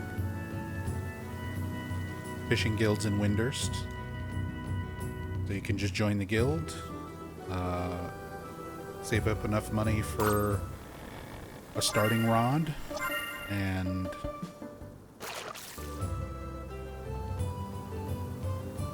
some bait. I've got some guides and stuff that I could share for leveling up fishing. But moat carp are what I'm fishing right now because I need to turn in 10,000 of them for the Liu Shang's rod. A lot of people will just buy moat carp as well. One thing that a lot of people leveling fishing will do is they'll skill up on different fish and then sell the fish that they're skilling up on and use the money from what they sell to buy moat carp and then turn in the moat carp. That way they're making progress on Liu Shang's while also skilling up. I'm not that smart. I just fish up the moat carp directly. But, you know, moat carp you can start catching very early on. You might have to, like, get yourself a few skill levels to get to a point where you can consistently catch the carp, but they're made to be caught very early on. And people are always buying them. There's always a market for moat carp. So the main thing with moat carp is the bait. You just need insect paste. I have a cooking mule where I can just craft it. So if you decide you want to do some fishing for money, let me know and I can send you some fishing bait.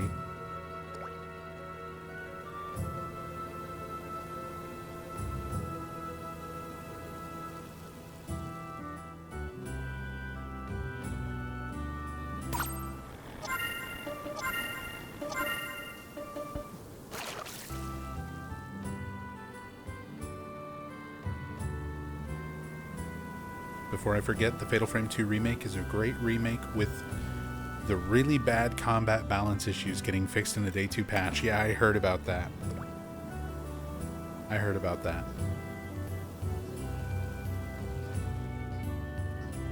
I'm kind of glad I didn't jump right into Fatal Frame 2 remake like I was originally planning on it.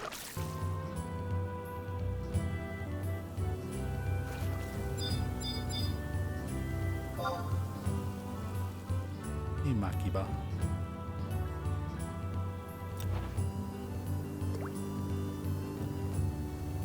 And hey, Shadow Noises.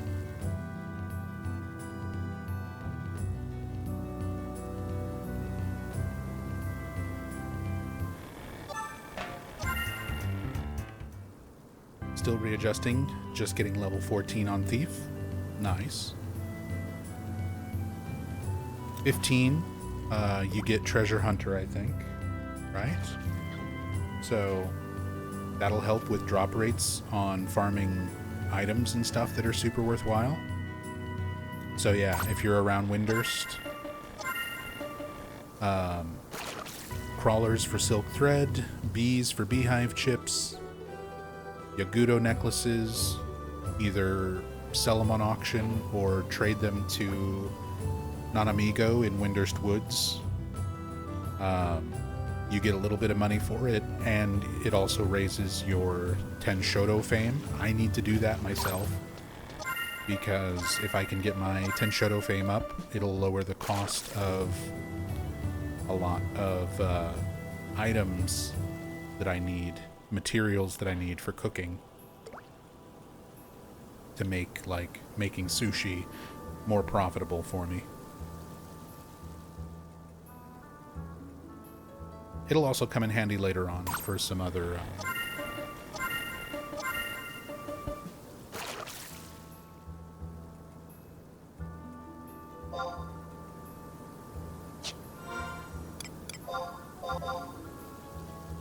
Sorry. Let me get you a link, Pearl Makiba. Makiba, if you're watching stream, let me know what your Twitch name is.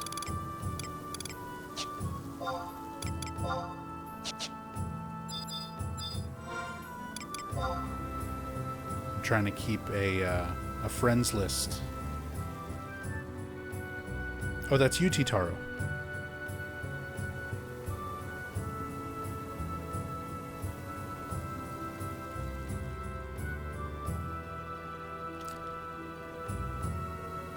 Akiba. Titaro. Got you. Trying to keep up a little text-based notepad friend list for Horizon, since the in-game friend list doesn't work.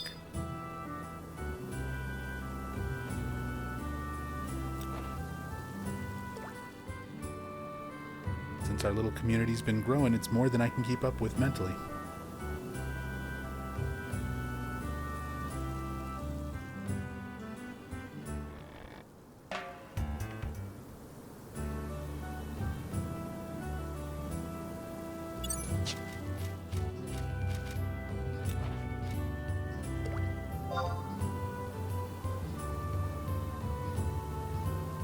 Good luck, Monkey-Bot. Enjoy your meriting session. Quite quiet in here, but a big fan. Glad you enjoy it. I'm good with quiet. I'm good with quiet. I'm good with chill. A lot of streamers, I mean, kind of go out of their way to be very boisterous and excited and loud and active. I don't go out of my way to be like that.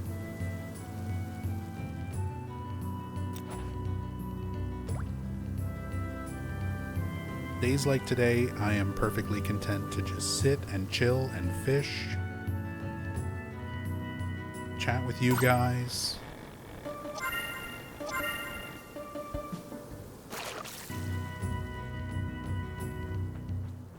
What's up, Cypher?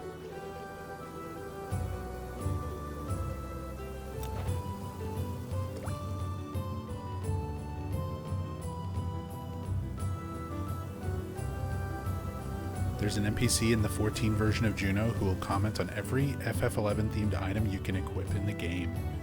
Oh, that's awesome. See, stuff like that really does make me consider playing 14 again. But it's this, I've fallen for it too many times. Someone will tell me there's something in the game that's like Final Fantasy XI related, or some cool new part of the expansion.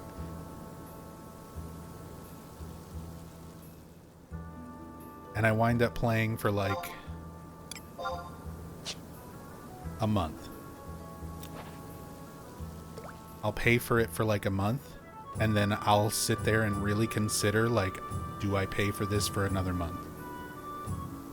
When I could just be playing Horizon for free? And my answer is always, I would rather play Final Fantasy XI.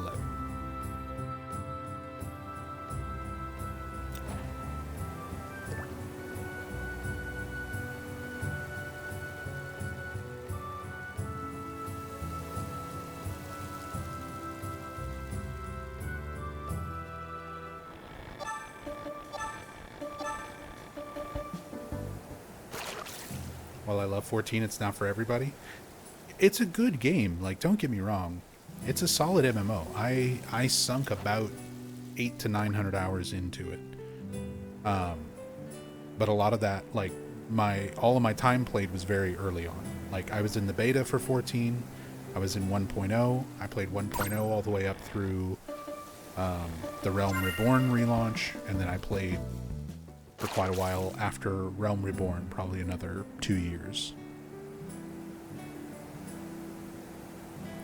And then outside of that, I'll come back like for 1 month, a year after that. And I'll log in for a month and sort of be overwhelmed with things to do, and then decide to not do any of them and just fish. And then again, I hit the end of the month and I'm like, I would rather just be playing Final Fantasy XI.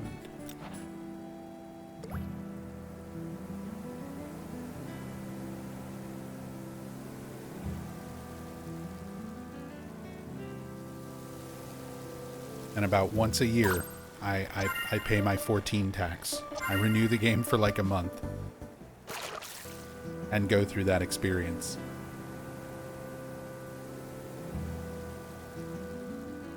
Fishing in 14 is a lot of fun, including fishing on the boats.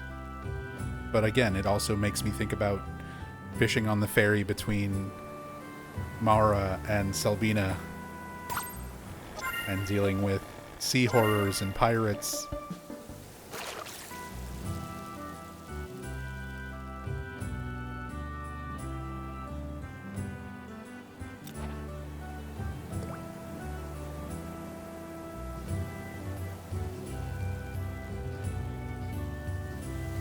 Oh, it's all good, Shadow. You never need to apologize.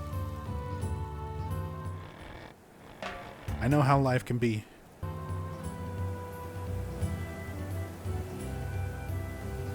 Don't worry about it. If you find time to play,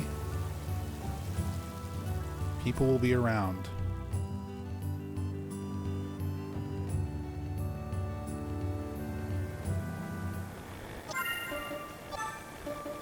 But never feel like you have to apologize for not playing a game.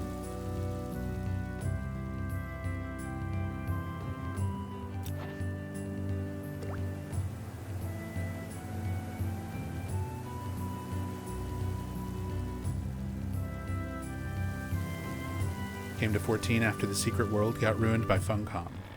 Bounced off of it after trying it in like 2019. Decided to give it another shot after Sega put PSO2 on super stripped down life support. Yeah.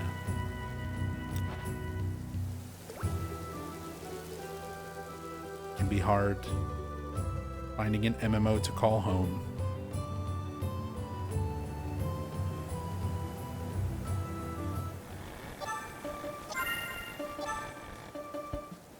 But at this point in my life, I've pretty much chosen. Like, it's this one. If I ever want an MMO experience, whenever I get that itch to play this kind of game, it's pretty much always Final Fantasy XI. Might not always be Horizon. I might go back and do retail again at some point.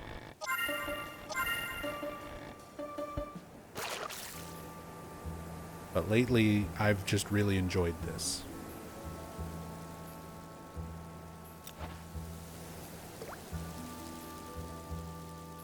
Got a lot of nostalgia and love for this era of the game.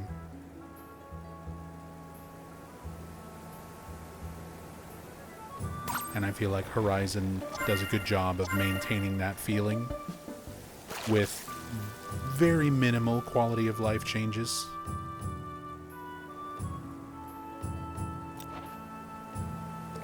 A few tweaks and balances, a little bit of new content, some stuff to kind of keep it fresh and interesting, but for the most part, the vibe of classic Final Fantasy XI 75 cap era is still there.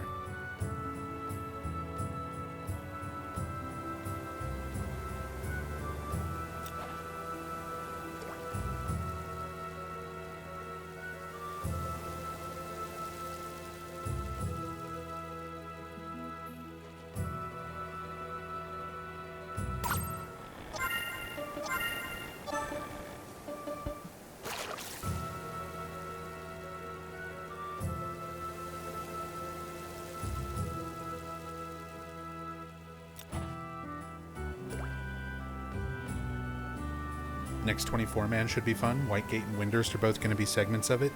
Yeah, I saw some of the screenshots and things of the recreated Windurst in 14. It's very pretty. It looks really nice. It makes part of me wish we could get like a Final Fantasy XI remake type thing. Keep all of the same core stuff there, just that Final Fantasy XIV graphic coat of paint.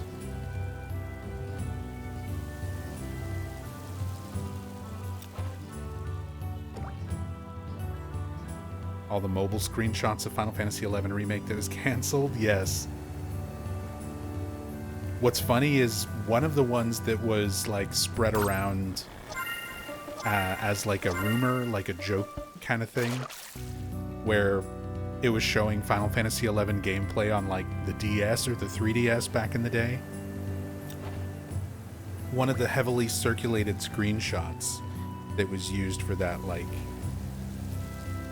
kind of fake thing that circulated around was a screenshot of my old Link shell. It was Cobra Kai Dojo on Ifrit server. Like, recently I saw that pop up on a on like a subreddit. And I was like, that's crazy. Seeing a bunch of familiar names. And this like old image that used to circulate around.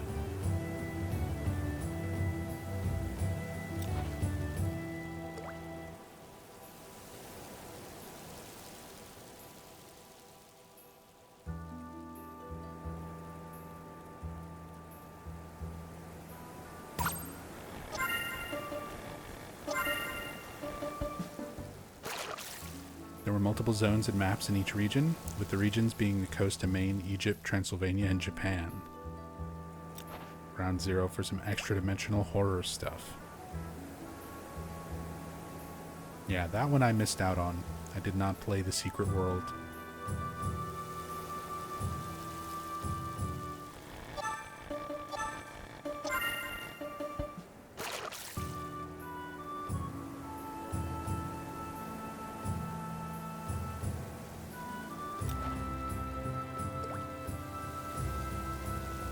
Of some other sort of online games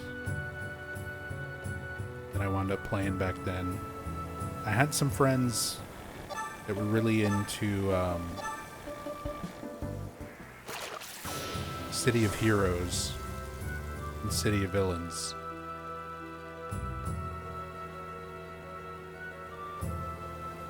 That I wound up playing that with them for a while.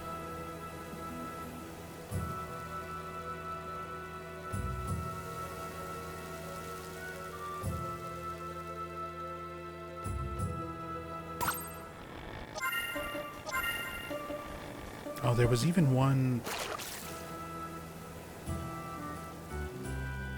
There was like a more recent one that my wife and I played.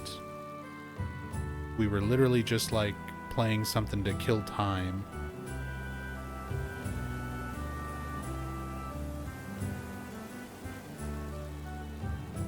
So we were like, alright, let's look at some free-to-play MMO stuff.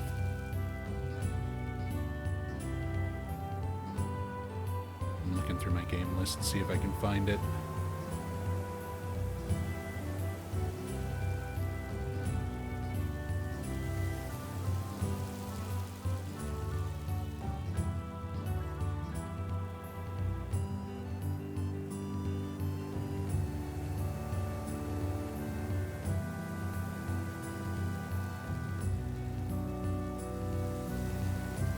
God, what game was it?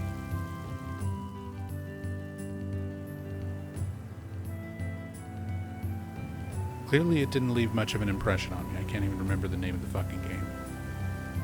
But we were playing it for like a little while. A couple of months anyway.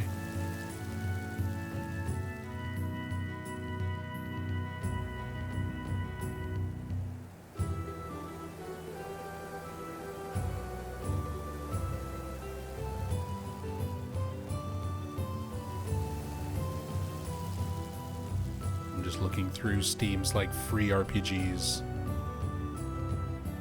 Not Albia. Lost Ark. That was it.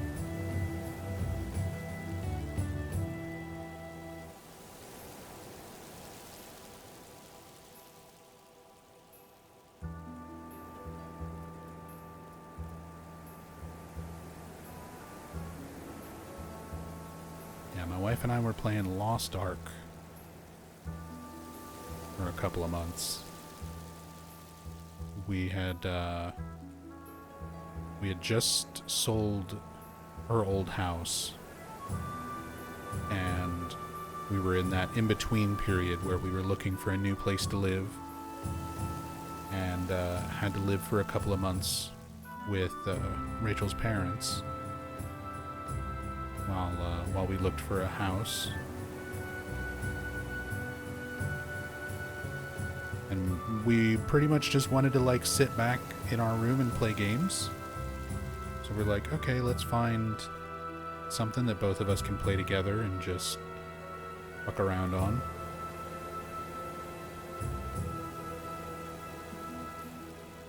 So we wound up playing Lost Ark.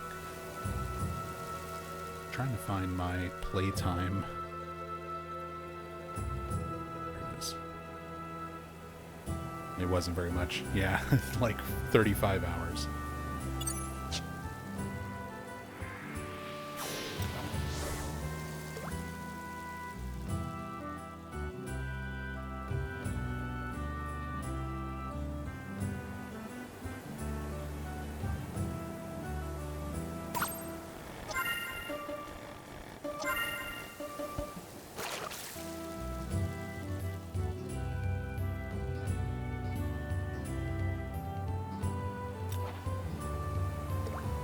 Got really hurt since it came out in the tail end of the period where every MMO was compared to WoW.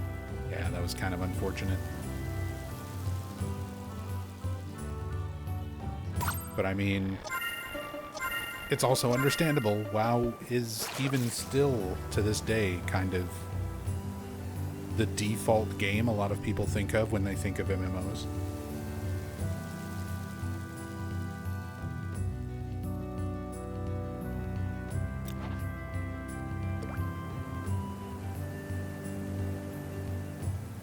And between WoW and WoW Classic, I imagine it's still also one of the highest player bases. One of the biggest player bases, largest player counts.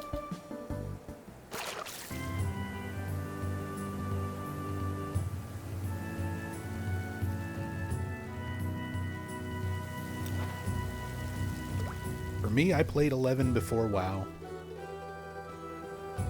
And when WoW came out, and when I started getting a lot of friends playing that and kind of switching over to that from Final Fantasy XI, like I did for a little while. And like I spent a good few years just kind of bouncing back and forth between 11 and WoW.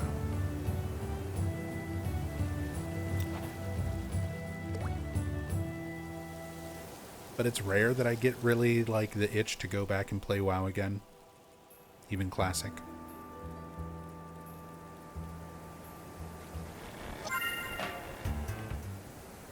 Nothing hits like 11 for me.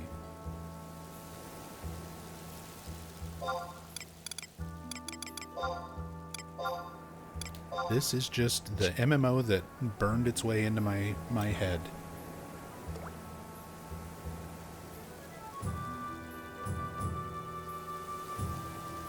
Between the art style, the music, the gameplay, the sense of community, the pacing of everything overall.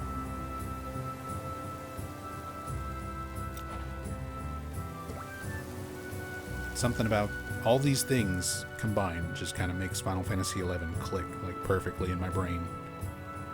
This is just kind of what I want out of MMOs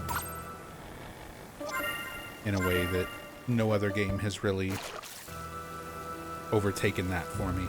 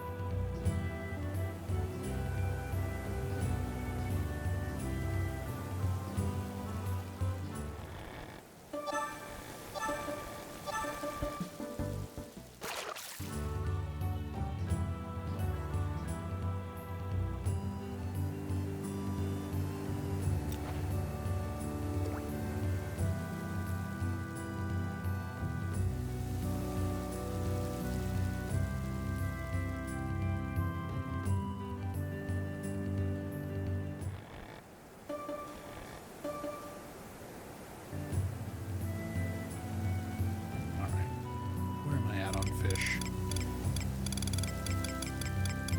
I got a bunch of moat carp. I'm gonna go turn them in. Save this stack of insect balls for now.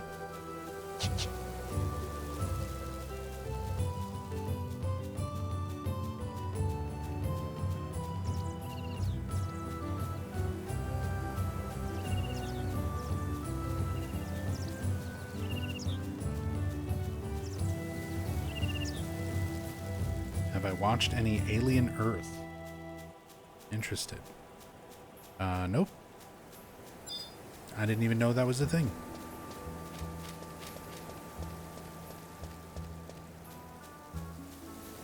I was talking about this earlier, but I don't really watch stuff like proper shows and things lately. Most of the time, I'm either playing a game. Wait, I don't want to teleport. I just want to go to Sandy. Most of the time, I'm either playing a game, I'm doing something that's more like active, or the times where I am putting on something to watch, it's like when I'm going to sleep. And I don't like having on shows and series and movies and things like that where I know I'm just going to fall asleep partway through. So I usually just have on like streams or YouTube or something.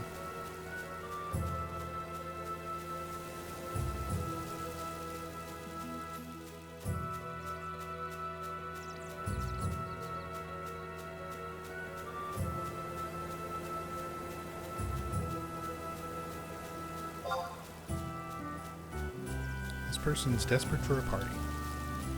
That's the same person who texted earlier, who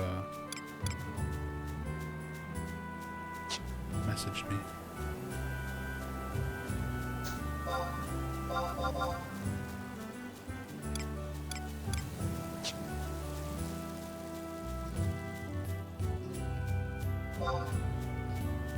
What's going on? I don't usually get a bunch of party invites, like random invites.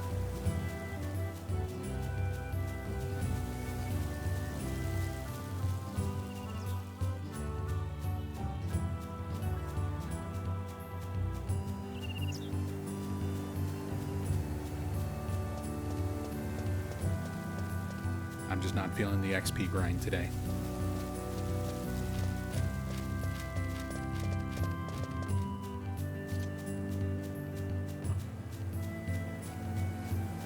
Do some fishing, do some crafting.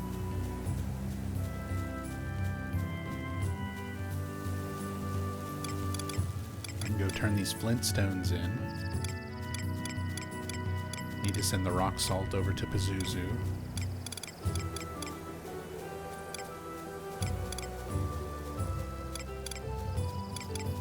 Along with the tiger cod.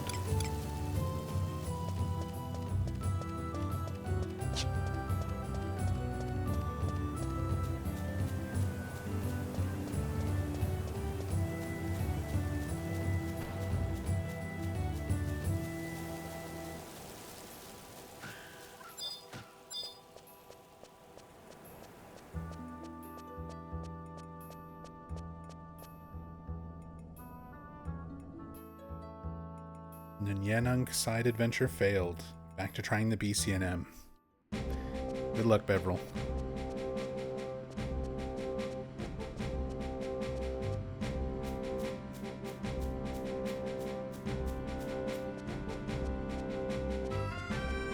If I had enough for an orb, I would come and join you.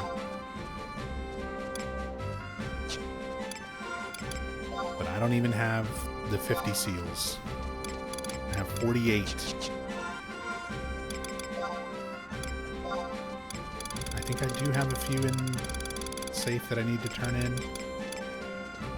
Yeah, so I have barely enough if I was to get one orb, the absolute last of my seals.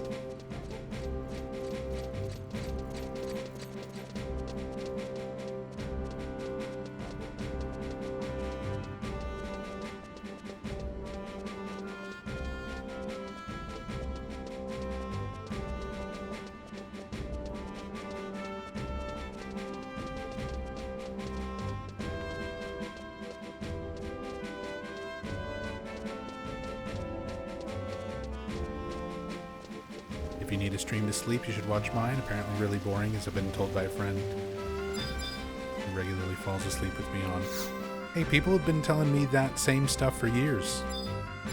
I don't see that as like an insult.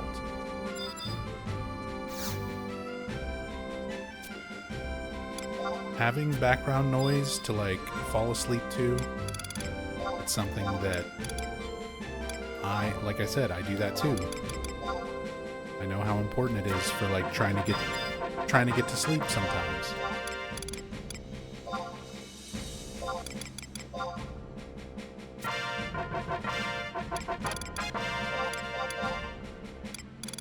So if I can provide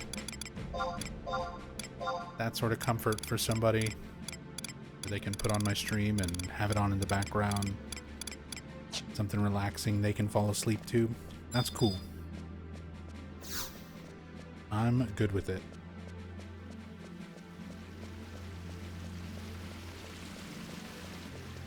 Same person sent you a tell, must be desperate for a Beastmaster.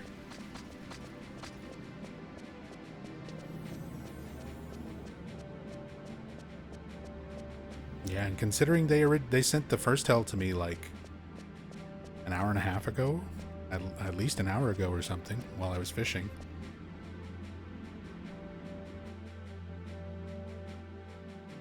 I don't know what they're doing, but they really want a Beastmaster.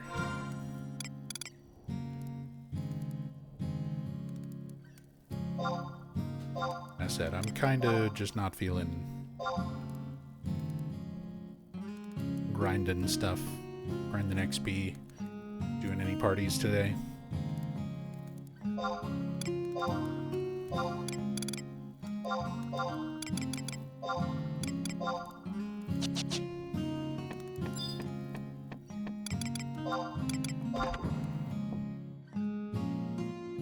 We got some fishing done. I said I might try and figure out something that I can craft, something that I can cook that would be profitable, and do some crafting on my my alt.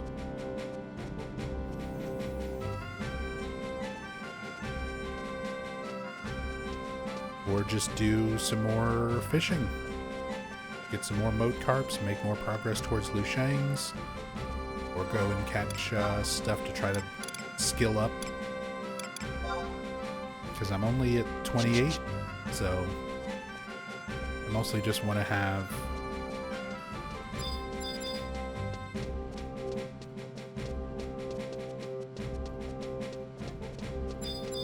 running past people we know, running past friends, flash wave.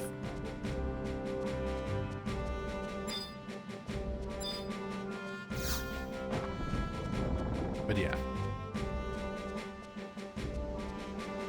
it's fine to continue leveling up fishing at this point. Once I get to around 50, I really want to focus on getting the Lushang stuff done.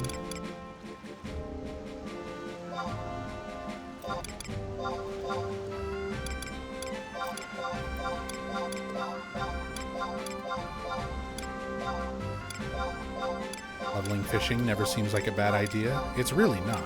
Even if you only level it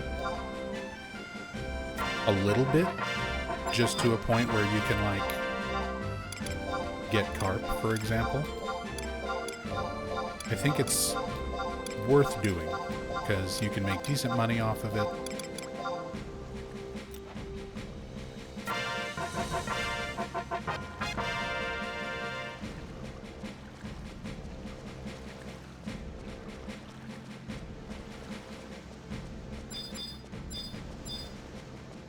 And it's like, it's pretty simple.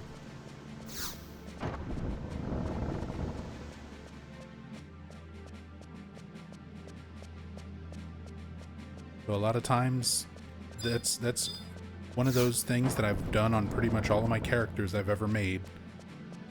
Anytime I've played this game, a lot of times I just wind up fishing. Because, one, I just like fishing in this game. I don't know. It's enjoyable. It's something that I can just kind of do at my own pace and kind of chill. while also making a little bit of money.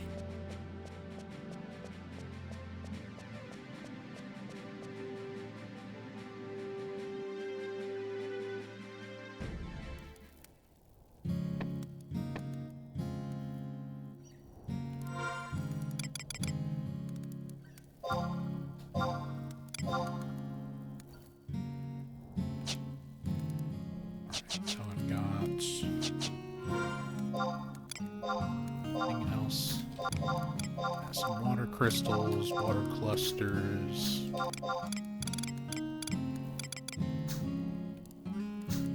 Put the Chaos Bringer away. Send the Tiger Cod.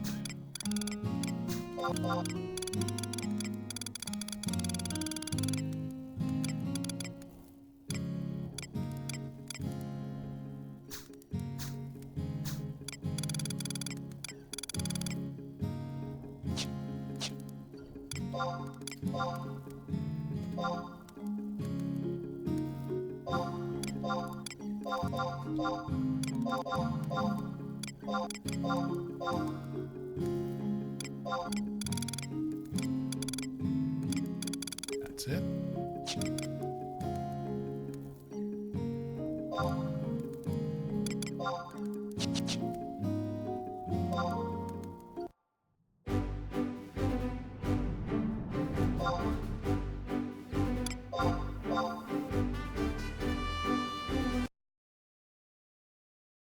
Swap over to Pazuzu.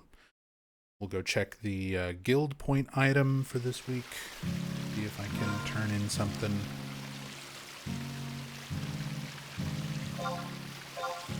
Start building my points back up because I saved up 30,000 guild points and finally got raw fish handling.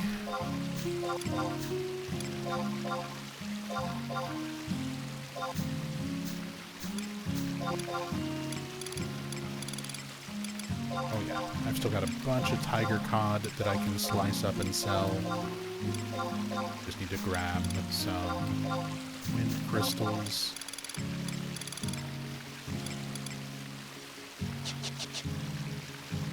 And then we'll start seeing if there's anything I can craft for some money. But before that, I'm going to take a break. I need to stretch my legs, grab some water, hit the restroom, all that good stuff. So I'll be back in just a few minutes to more Final Fantasy XI.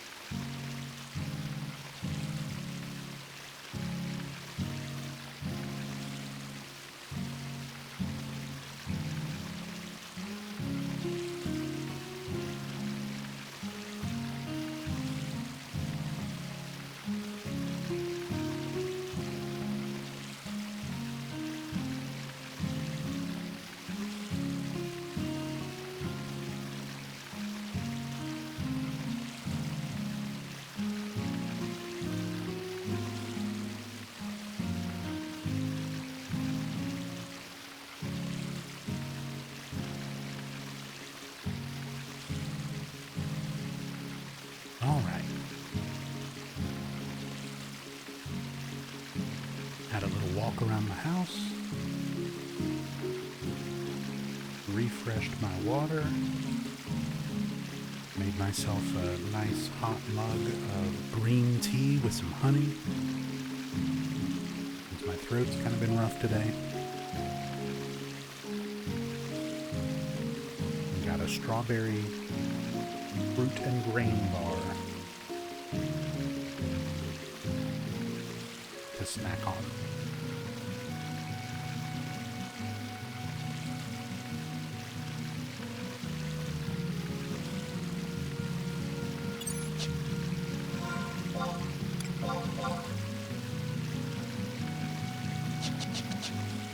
Alright, so step one, need wind crystals.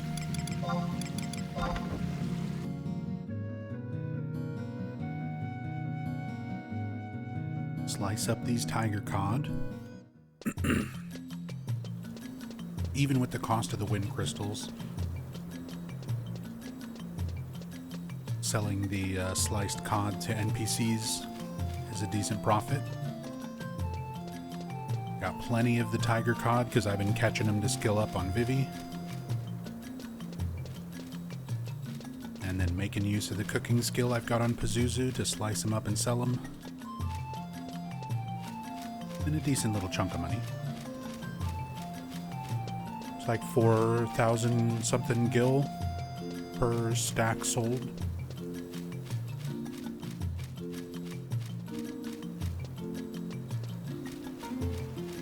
And that's after subtracting the cost of just buying wind crystals.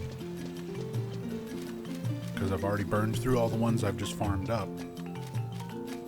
Usually I try to just save crystals when I can.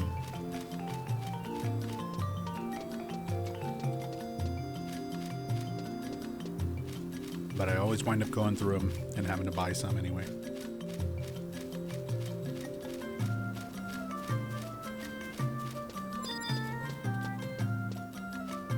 Let's see. I need 6.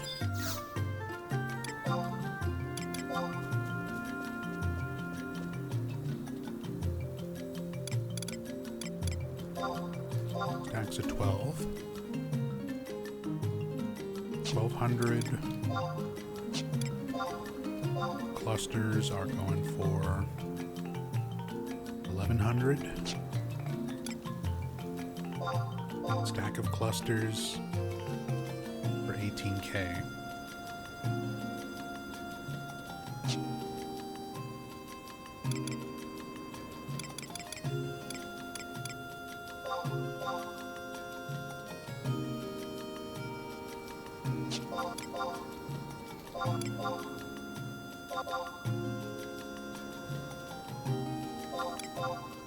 Okay, if I can get these for 12, that's what the 12 stacks are going for anyway.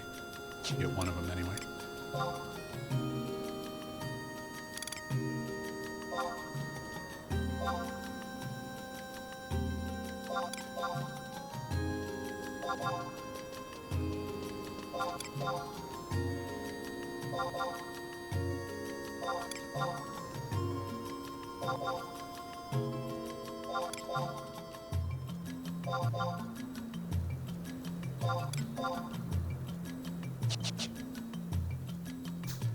Crystals. Just use that.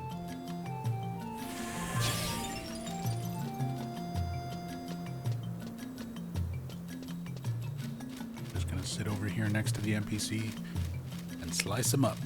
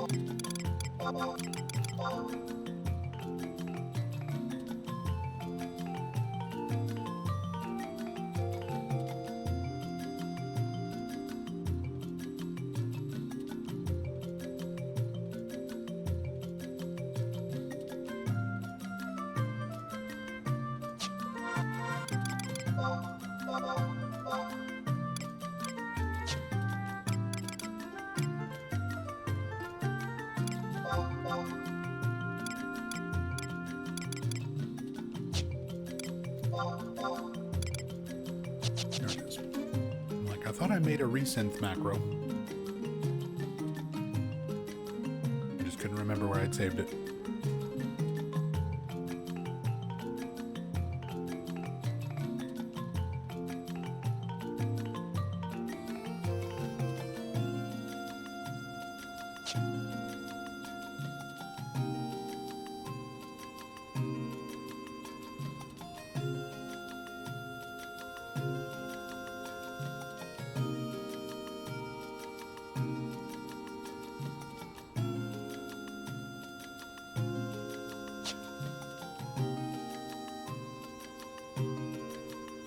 I hate that I can still break stuff that's like so far below my current skill level. Just the nature of this game.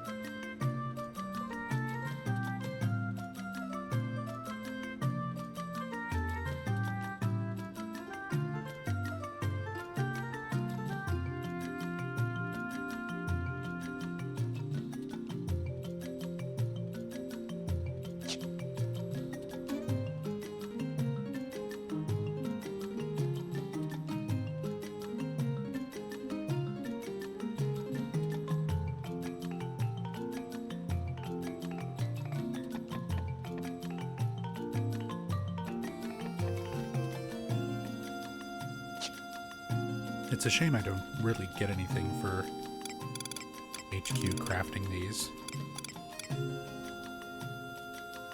Alright, so sliced cod stacks to 99. I'm gonna do a little math here.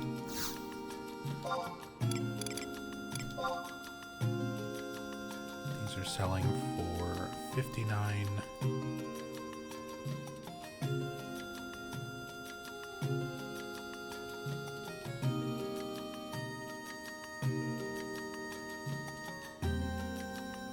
That's 5,841 gil per stack.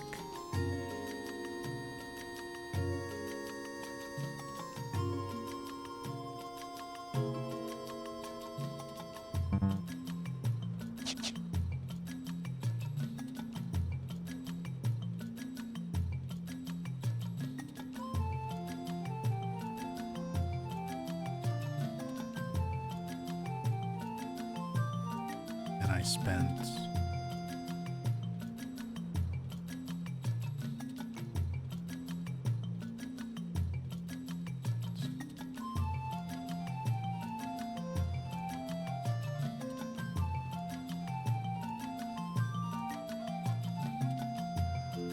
now I spent 14,400.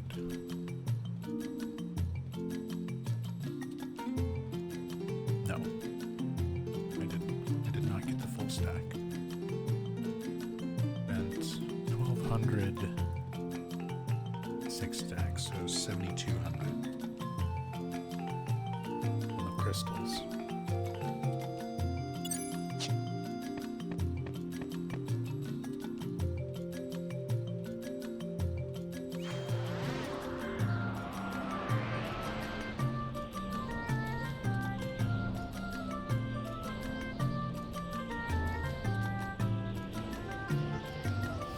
pretty much anything past like a stack and a half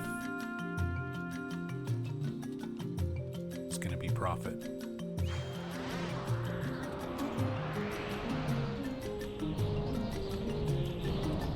Not a huge profit.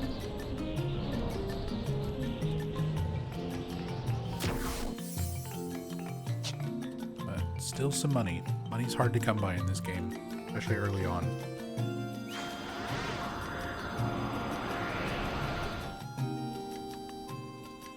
I mean, I guess hard to come by is not the right word.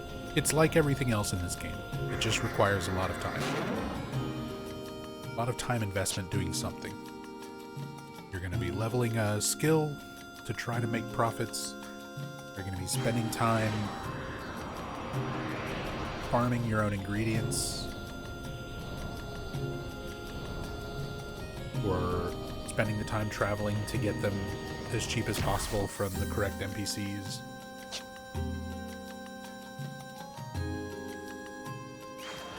Or you're spending the time farming monsters for drops, or you're spending the time camping in M's for like one really big, hopeful payday. Lots of ways to make money, but they are all just time investment.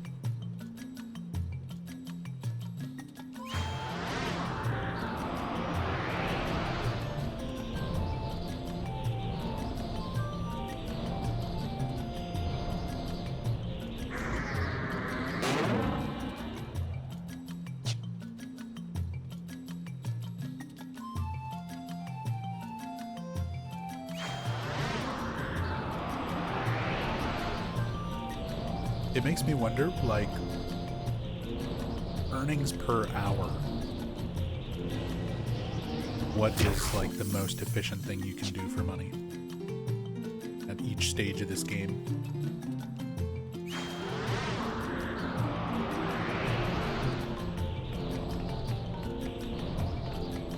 I feel like fishing's gotta be pretty high up there.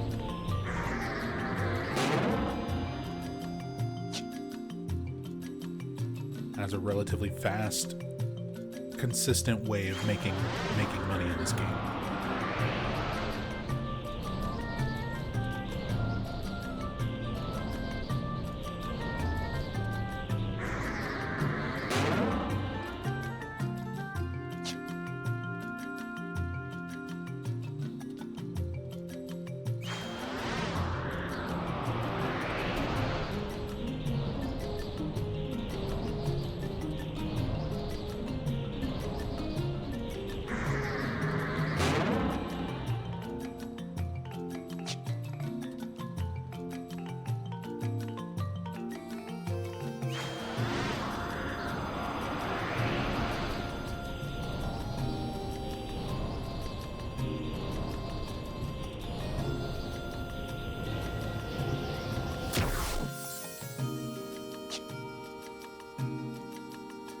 Nothing for the high quality animation. Just give a nice little bonus animation. Don't even get an extra slice.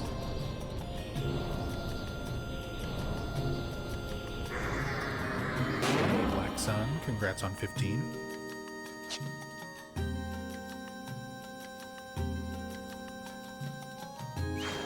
Three levels away from unlocking Sub-Job.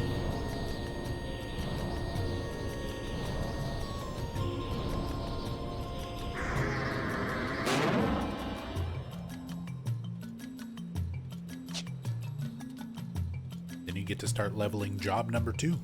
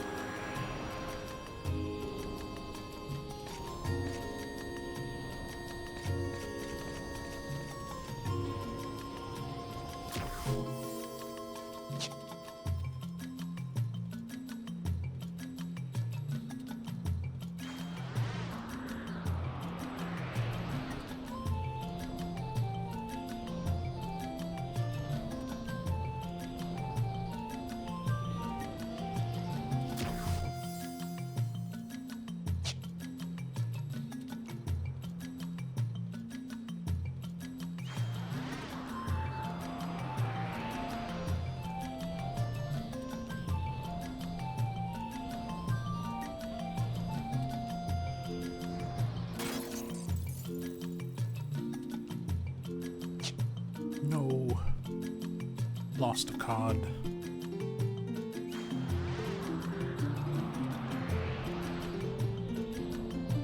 My fish exploded.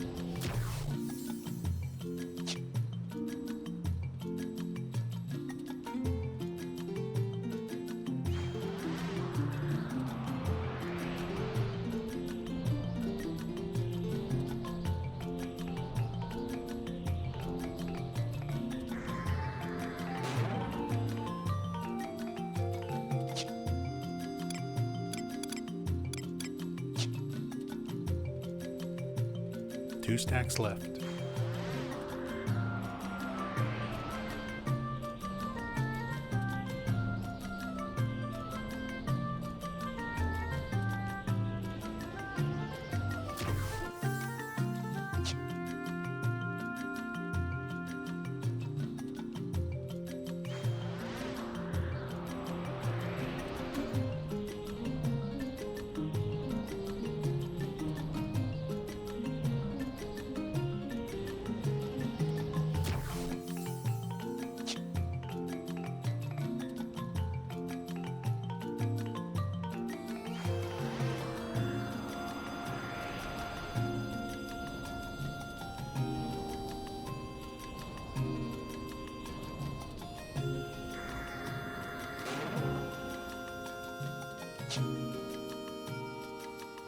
It'll be nicer once I'm at a point where I can just like NPC fish for a decent profit just by themselves.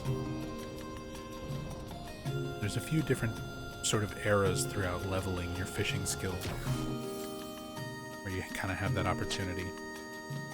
But there's a couple of these awkward ones where like right now skilling up off the tiger cod is decent. But to really make money on it, I just need to put in this process of converting it all into sliced cod.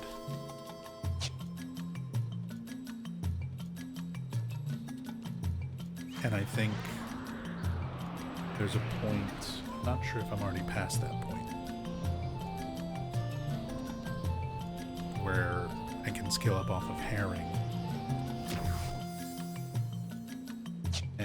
make a decent profit if I convert them all into pickled herring.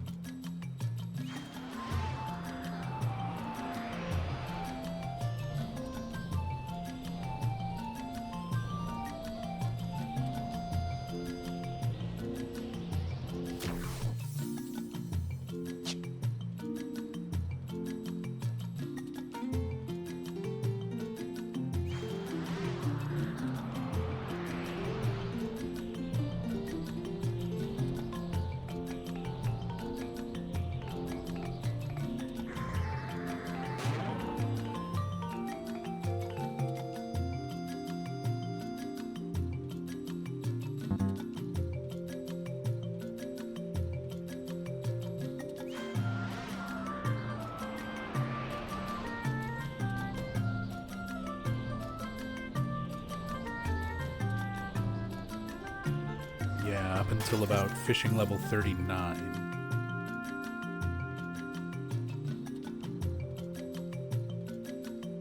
I can catch herring in Qufim Island.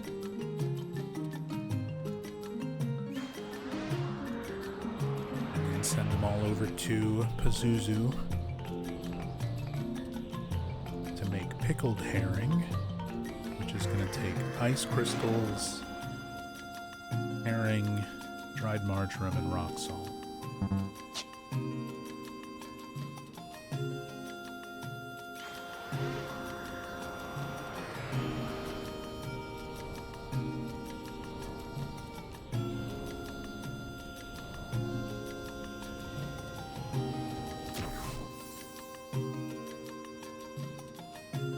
And apparently that's super worth just selling to NPCs for profit.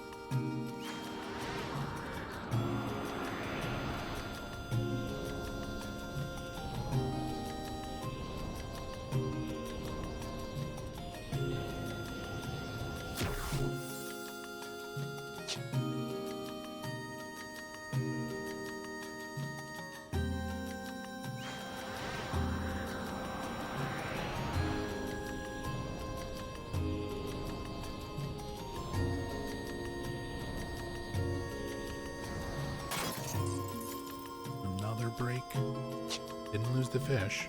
The crystal.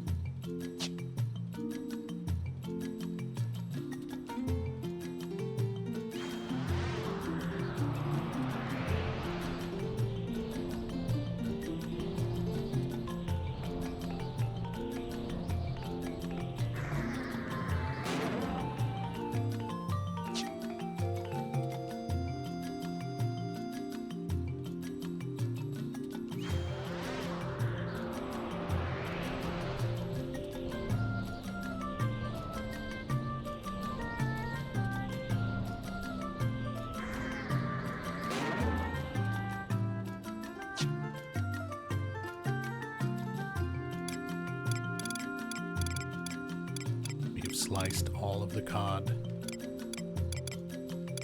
3, almost 4 stacks.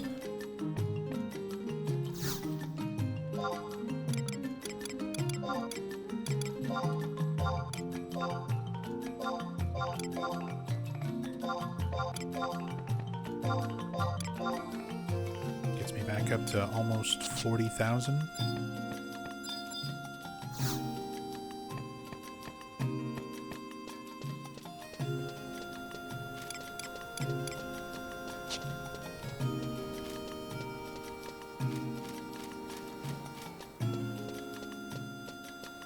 Let's see if there's something that I can craft with 86 cooking and raw fish handling.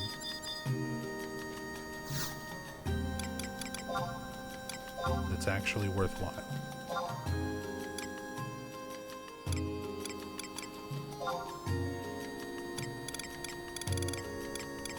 I'm just going to look for what things there tends to be a decent amount of on auction.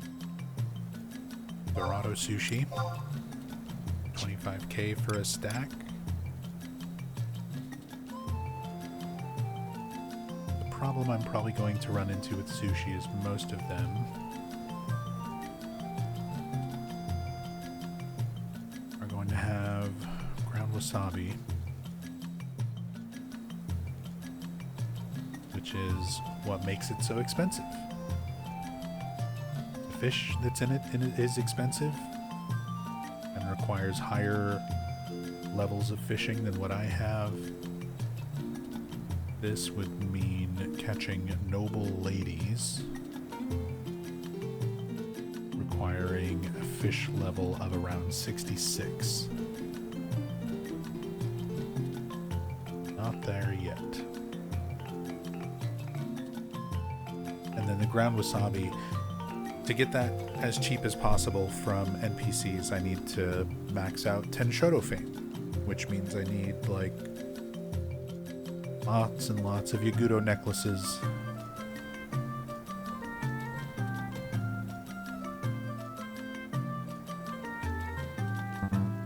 Let's see what else. Fish myth kebab. These are 4,000 a stack.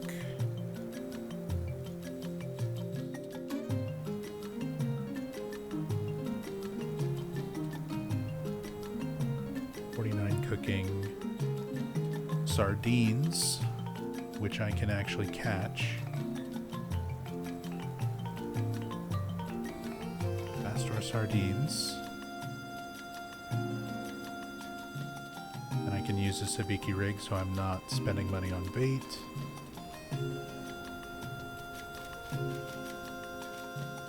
Go to Mara and do some fishing. Get Bastor sardines. I also need blue tails Ammonites and shell shells.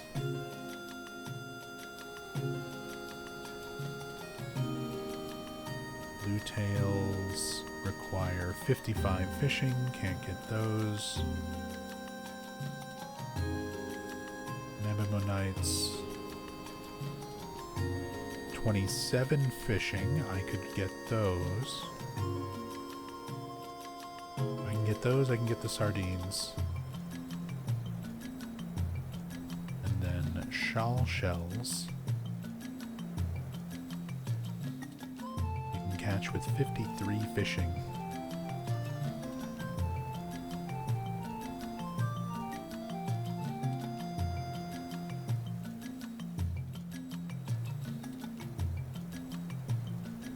They also drop from a lot of different things.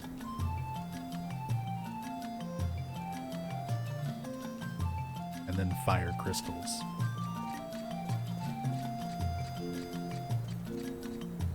It's a lot of investment for something that's going to sell for 4K per stack.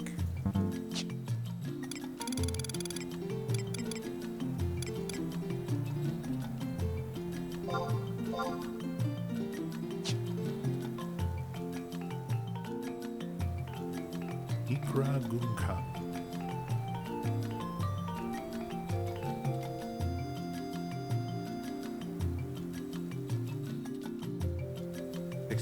Cooking, earth crystals, rice, pamtam kelp, rice vinegar, distilled water, salmon roe for 16K.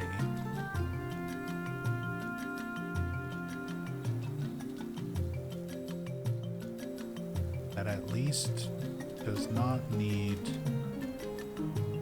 brown wasabi.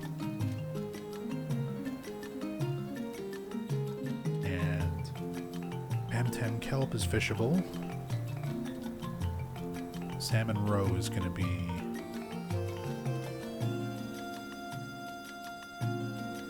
what matters there.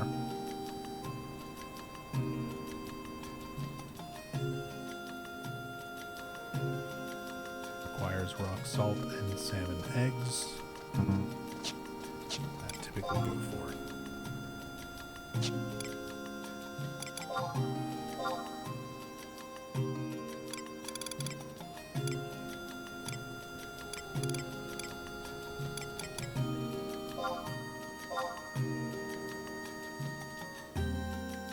$2,200 for a stack of salmon roe.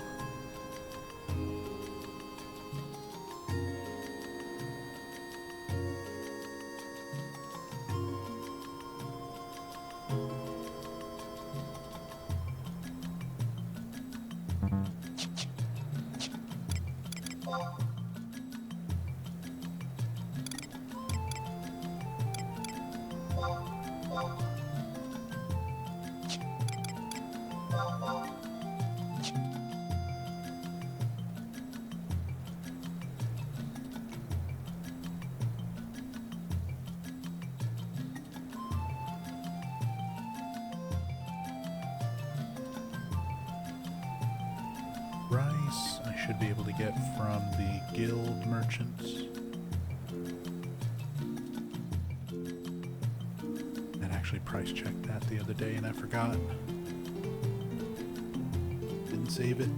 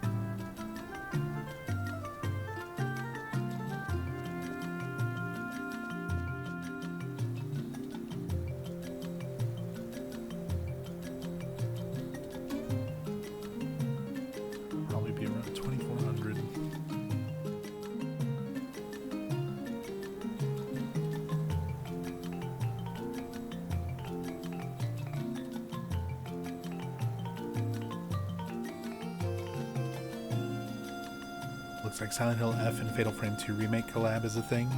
Yeah, they had announced it a while back. And then we just got the details of it. So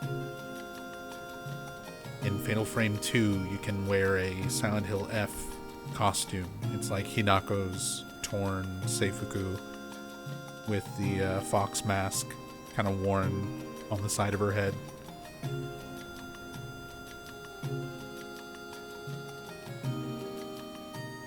Interesting that they would do a collab in the first place, but that's cool.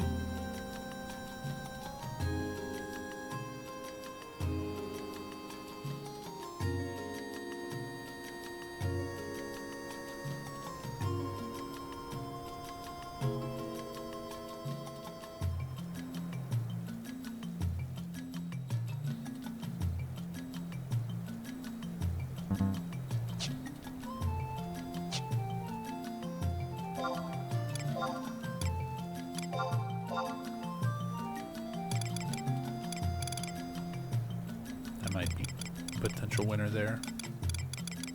Something that I can craft.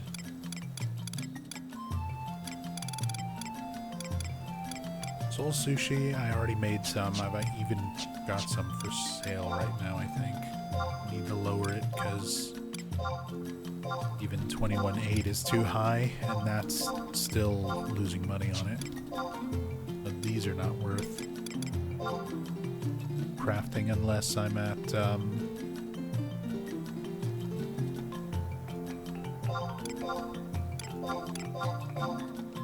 absolute like max Tenshoto fame.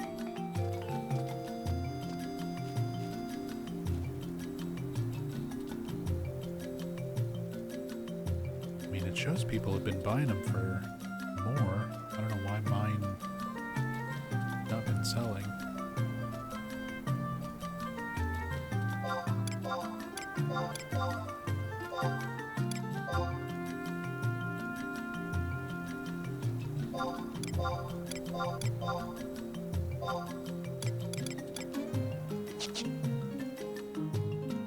But yeah, Soul Sushi's nice.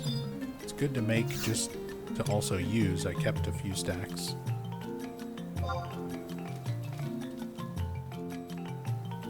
But not good to profit on right now. Not until I get to a point where I can make high quality.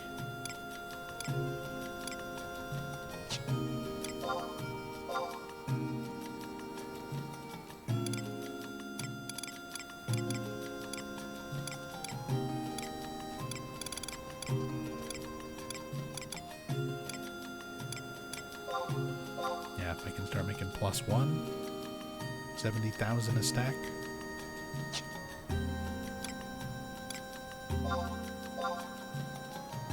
Squid sushi for 11,000. Would I need all for that?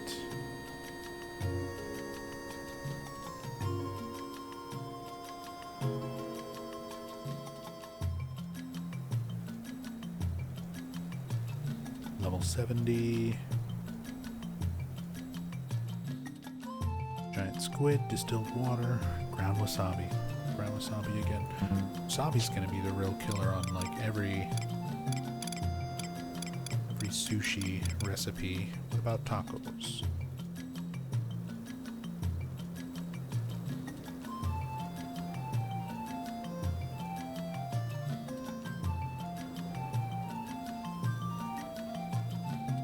#81 cooking.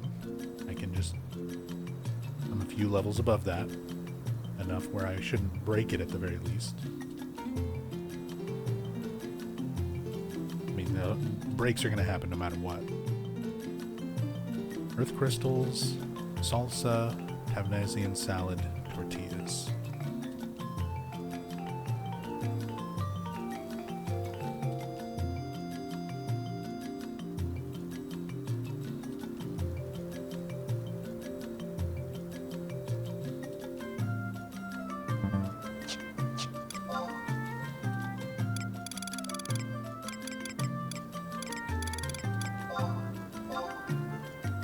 Also, it's 3K a stack, but there's not much on there.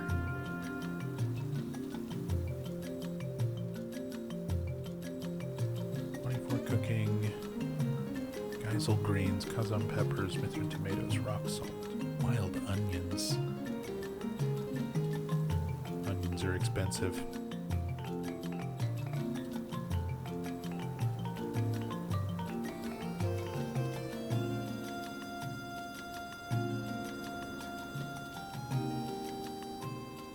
Tacos are probably going to be too involved to really make profit on. Because I'd really have to make the salad and the salsa.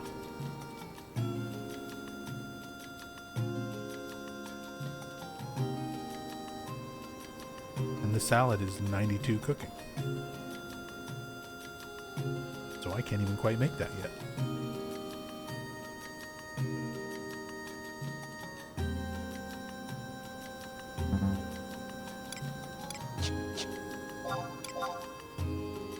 Game night done.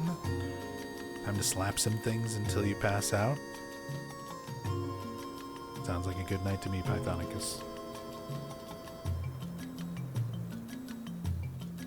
Enjoy your slappage.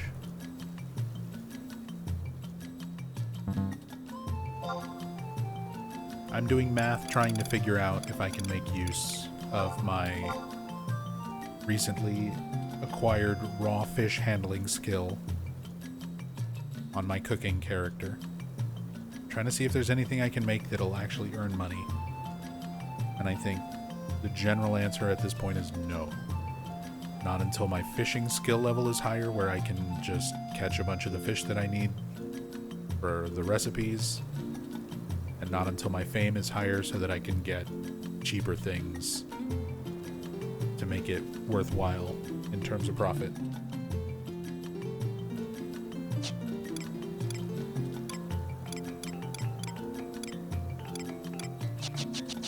Which means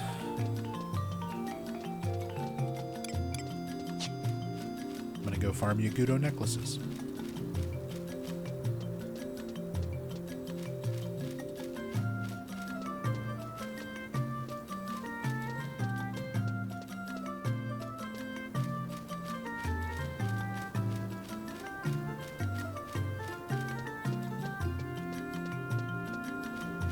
I'm gonna go farm some necklaces and camp some notorious Yagudo.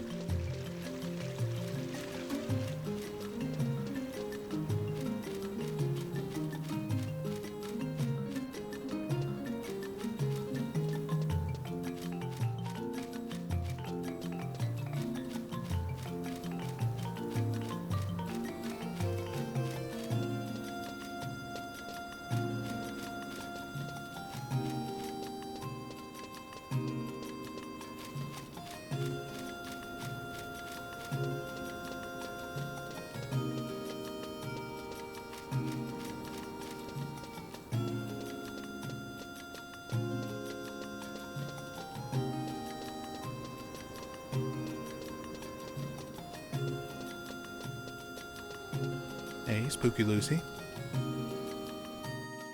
Been a grueling week, month, and year. Mind if I lurk here for a while? You're a familiar voice. More than welcome. Lurk away. I'm just gonna be chilling here playing some Final Fantasy XI.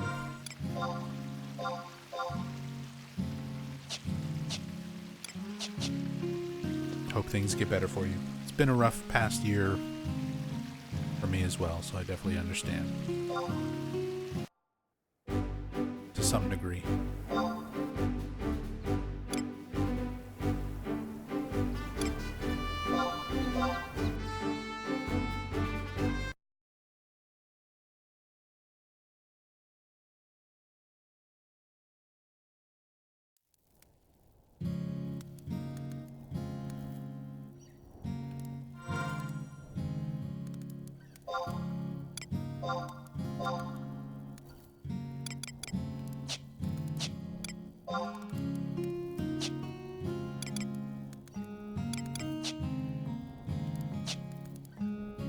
Just a Beastmaster Black Mage.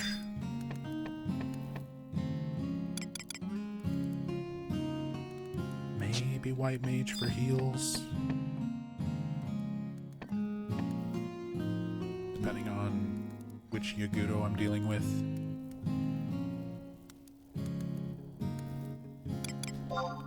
My mage.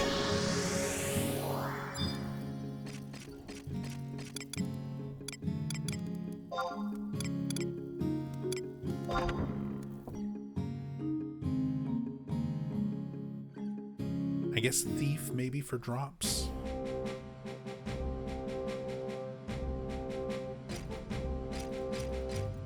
Might as well, even if it's just treasure hunter 1.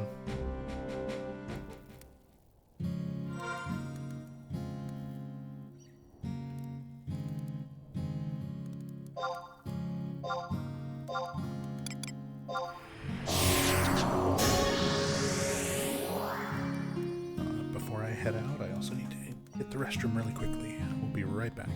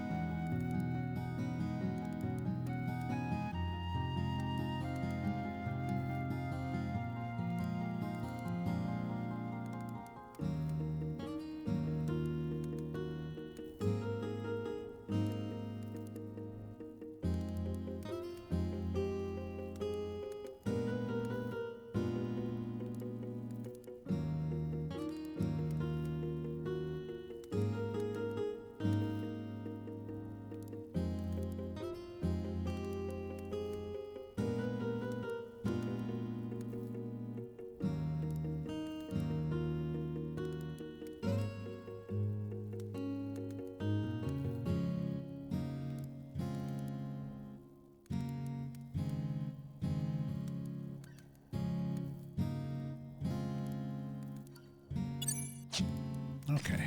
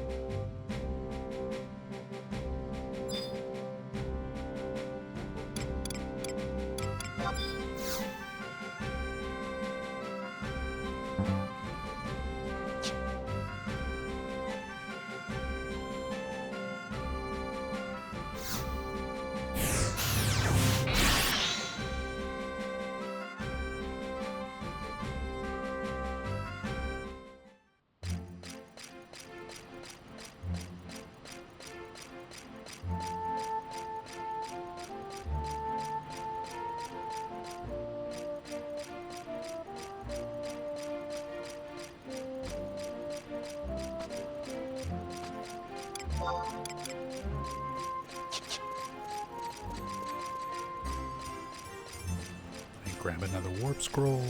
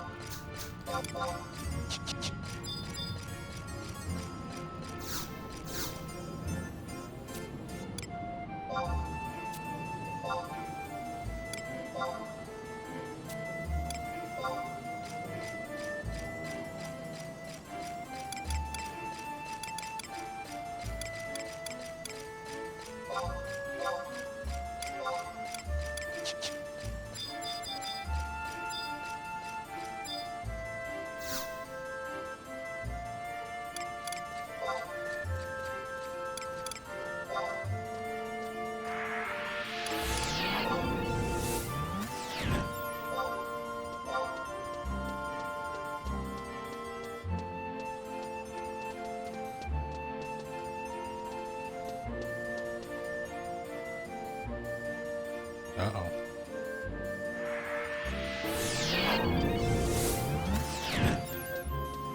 Why am I stuck?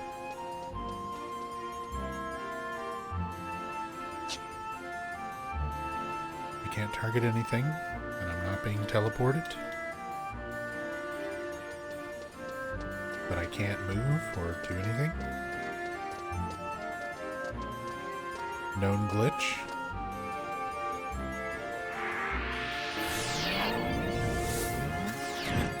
Only solution is to reset game. Well, bug.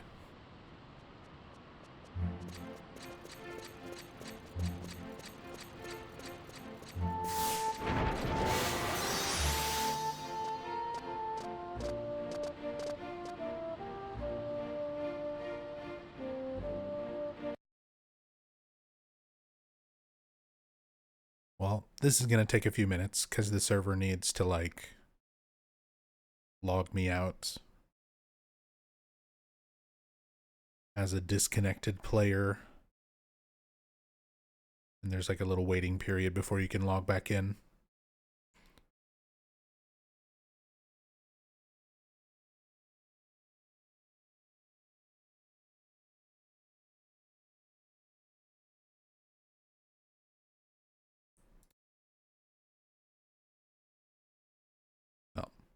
I'm just going to take another break here while I wait to reset this. So we'll be back to it in just a few minutes.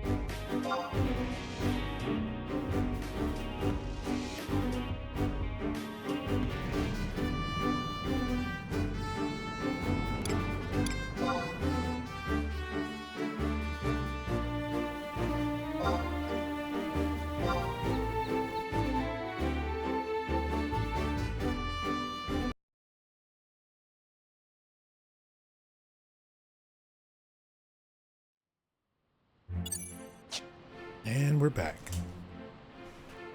Well, first time encountering that glitch.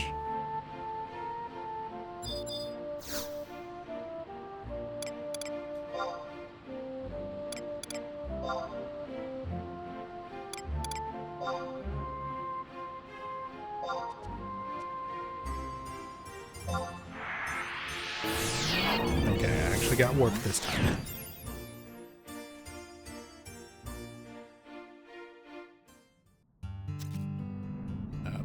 PS.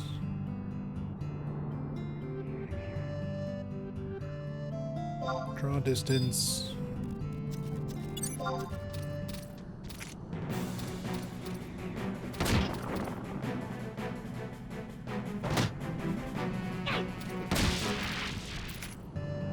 Smack around some crawlers on the way there.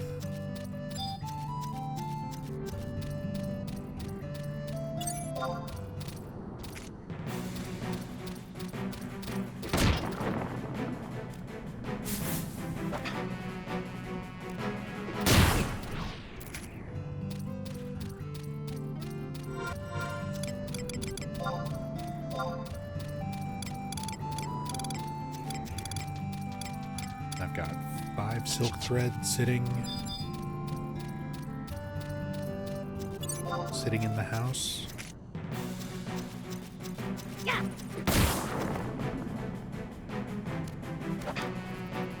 Yeah.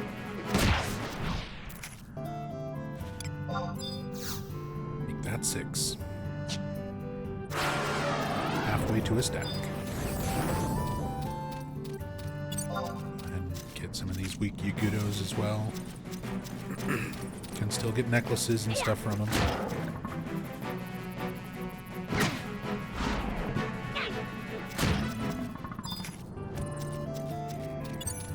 Can also get 18 gil.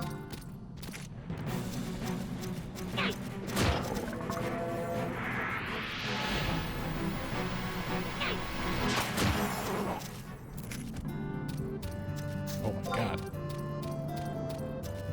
Dropped 3 feathers, 4 feathers, a necklace, and a scroll of sneak.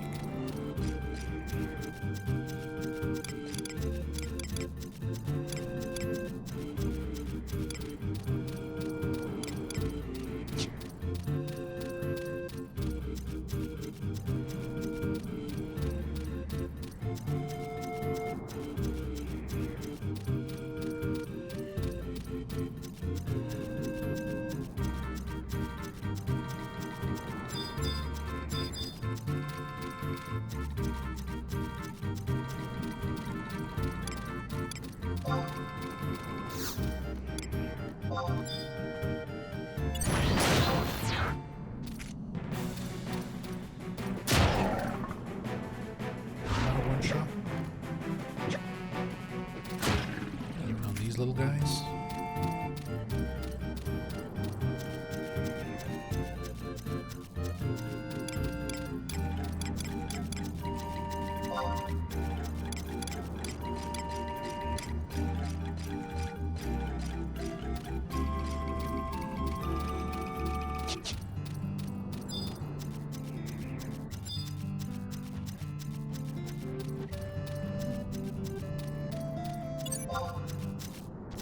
Thinking on it, I probably should have gotten a rabbit jug pet. Because Whirl Claws is really good for just clearing out crowds. And ideally, I just want to link a crowd of Yagudos and mow through them as quick as I can. Sheep doesn't really have good AoE for that.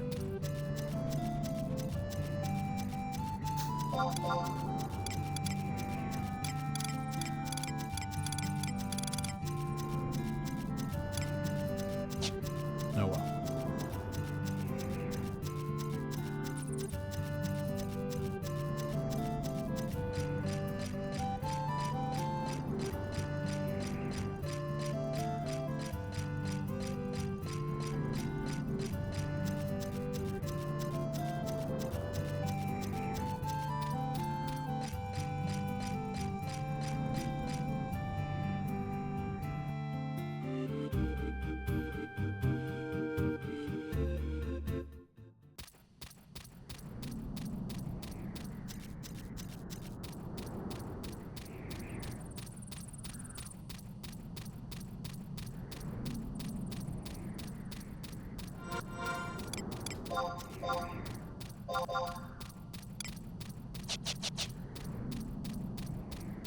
Nubs, what is your advice on dealing with toxic people? Depends on the situation. Yeah. Some toxic people are a little bit harder to deal with than others. You know? In general, Yeah. I'm at a point now where I'm like, I'm almost 40 years old. I don't have the time or the energy for that kind of drama. So, for me, toxic people are just not a part of my life. If somebody is too far beyond a point where I can deal with them like an adult,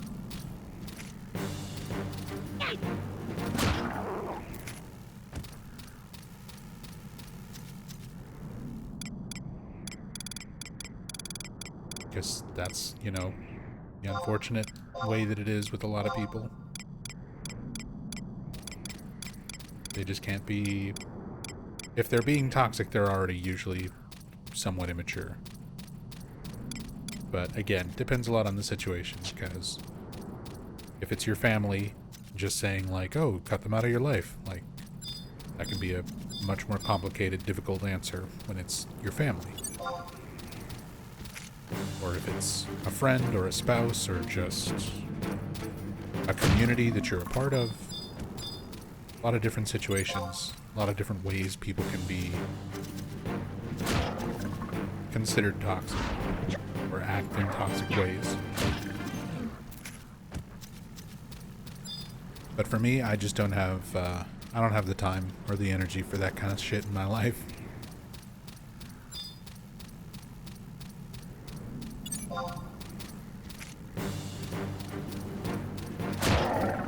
Like, if you're a toxic person in my life, you'll just stop hearing from me. I ain't gonna make a big deal about it. I'm not gonna call you out on it. I'm not gonna try to rehabilitate you. Just be like, okay, you as a person are not compatible with me in my life.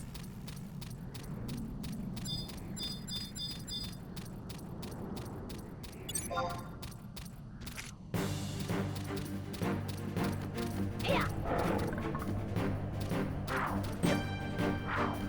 So I'm just gonna move on.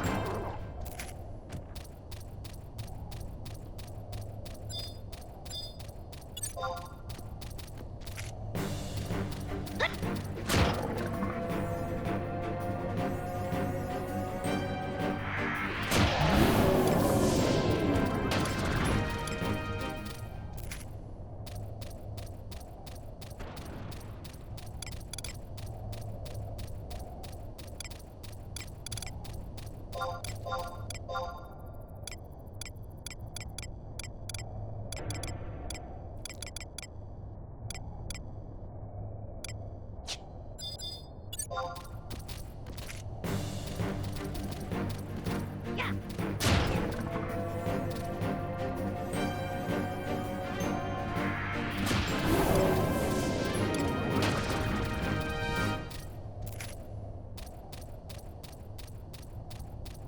I don't think these scrolls are worth anything.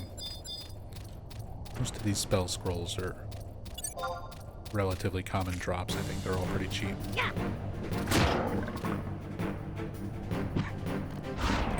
Yeah. I start running out of inventory space.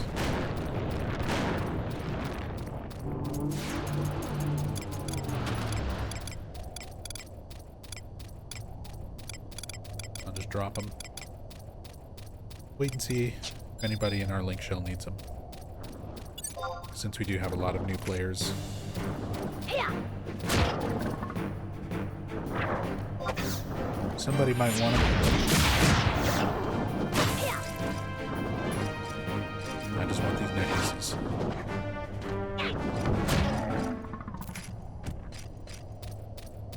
You were considering White Mage, you'll take one? You can have them both. If you need Protectra, that's level 7 White Mage, and then Sneak for level 20 White Mage.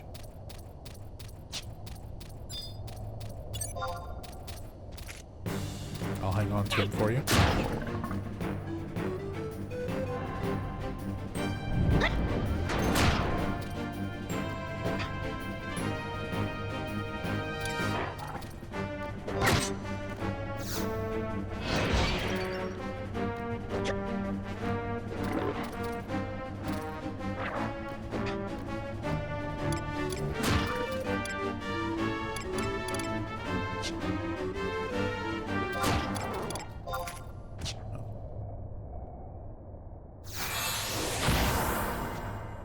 Bring out Melodia.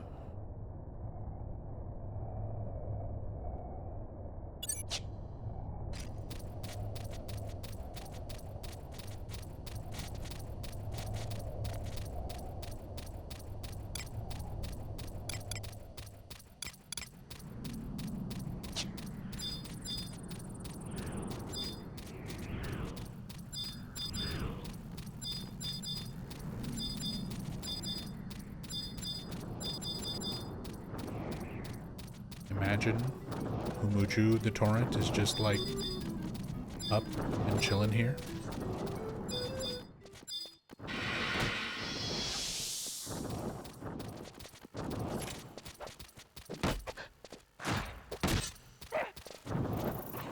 Yeah, people are gonna be farming him or camping him.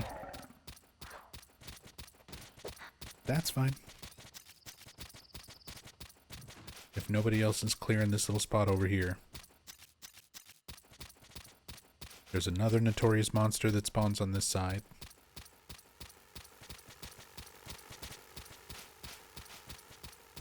And then a third one that spawns a little further in. And both of them have, like, somewhat decent drops.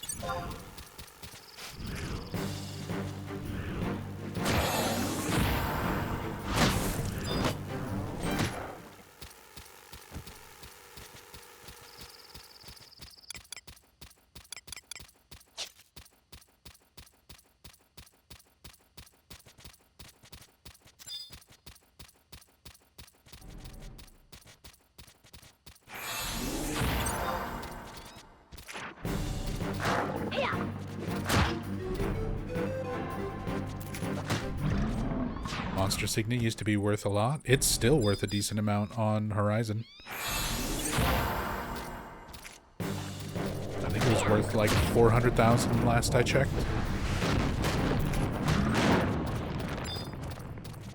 Wouldn't mind having one for Beastmaster.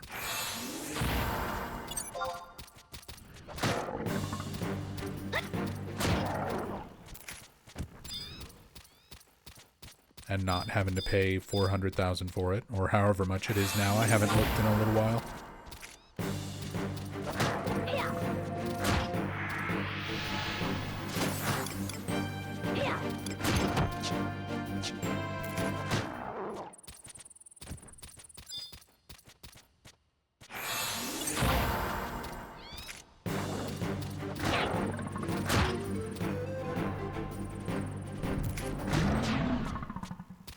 Sell and get axes. That's also an option.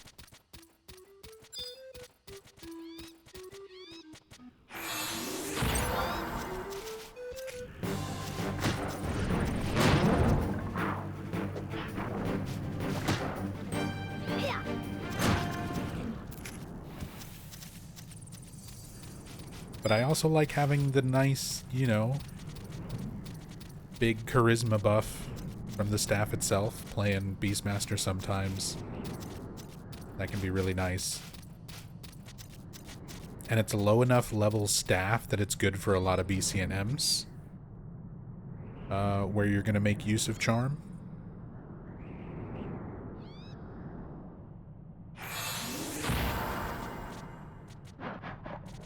Yeah, it's a nice charm piece. It's a really nice charm piece.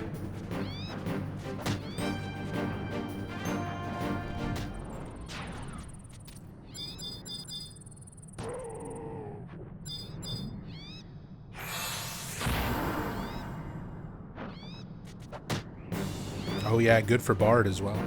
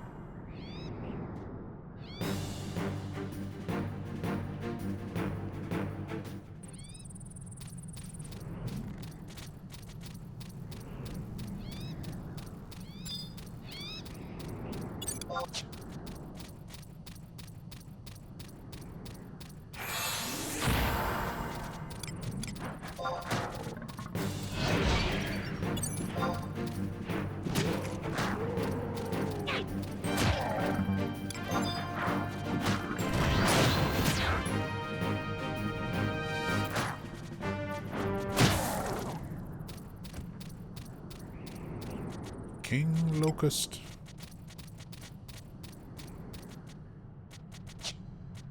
I don't need those.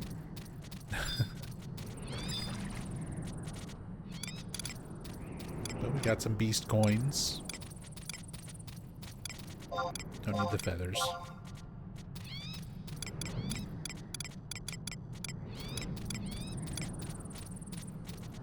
Don't really need this either. I don't remember if you can NPC that for anything. It's not marked.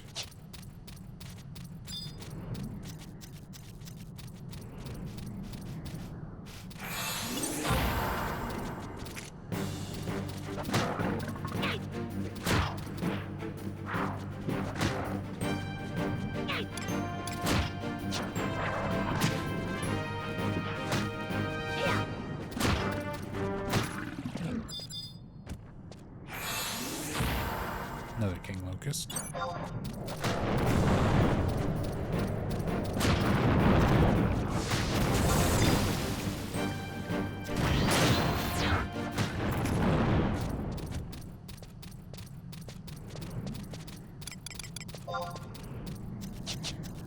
Linen cuffs. Level 12 mage set. Free gear if anybody needs level 12 mage stuff. I'll probably wind up with a bunch of it.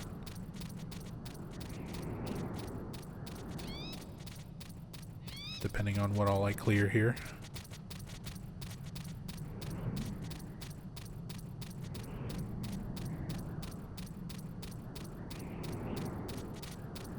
I mean, most of this stuff is pretty cheap on the auction house anyway.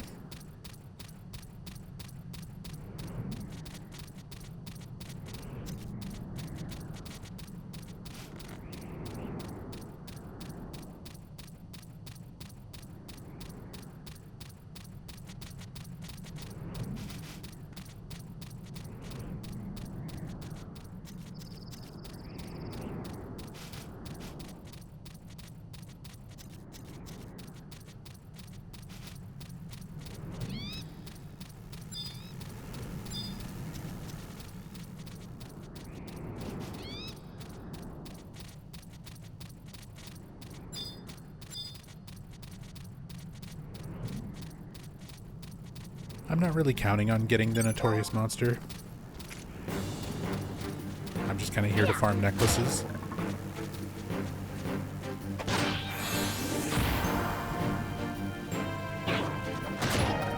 But if I can just like stroll by and get it, it's happened to me before. Like I'm not even really camping it or really trying for it. I'm just kind of farming stuff, other stuff here. And I'll wander by, like, right as he spawns, and just be like, okay. Go for that claim.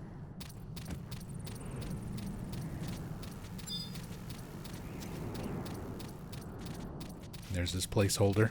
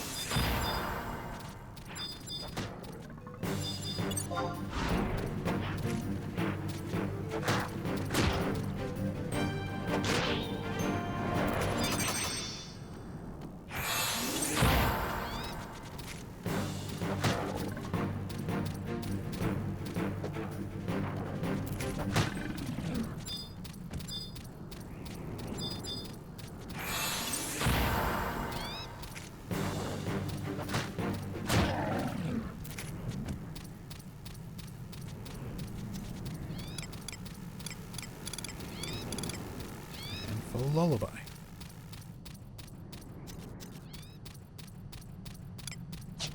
I don't remember if I wound up holding on to one of those.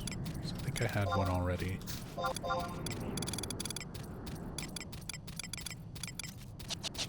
Probably dropped it.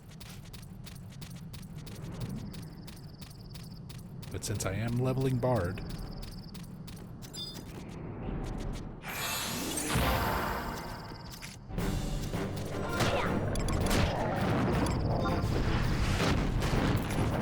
it's only level 9 so far.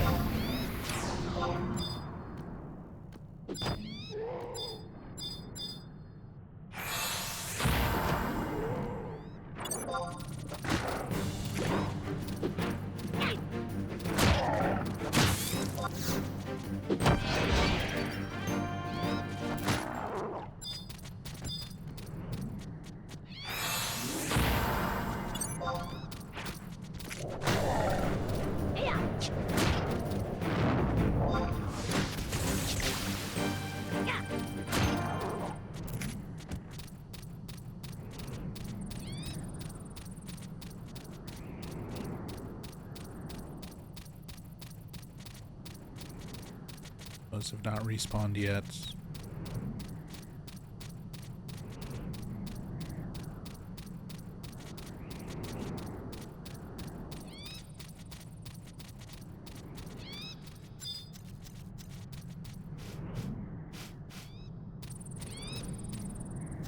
I didn't want to drop down.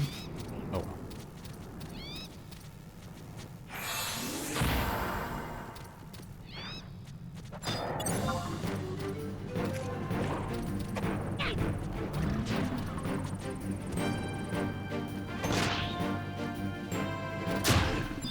Just clear out a bunch of these.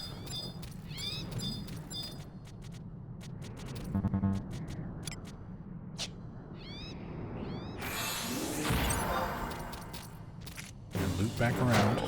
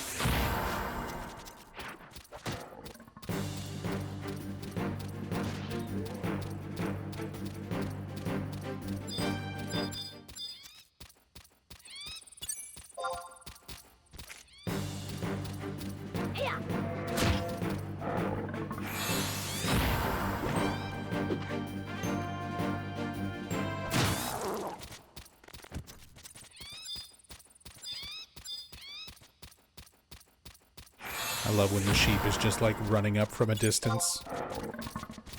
Just annihilates the Yagudo from off screen.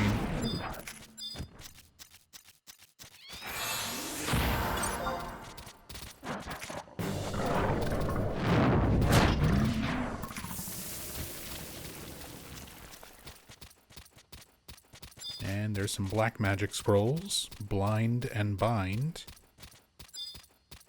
If anybody wants dibs on those, plans on leveling Black Mage.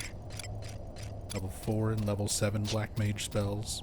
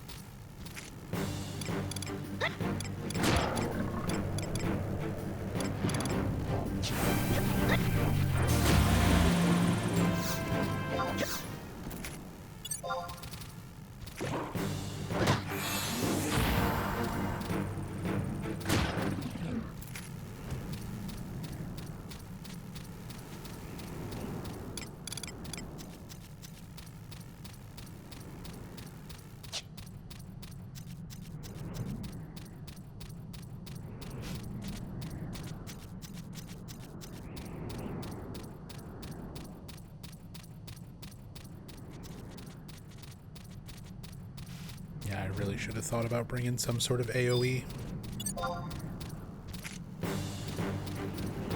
Rabbit with Whirl Claws. Next time I do this.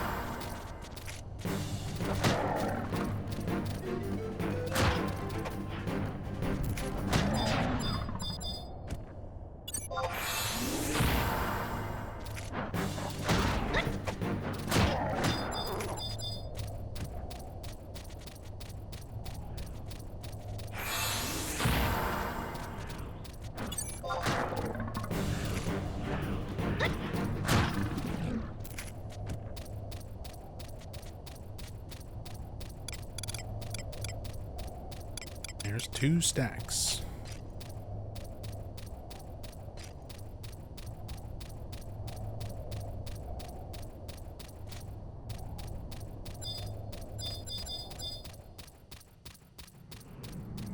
Definitely not the most efficient way of doing this. But I really should have thought about that and grabbed a pet with AoE.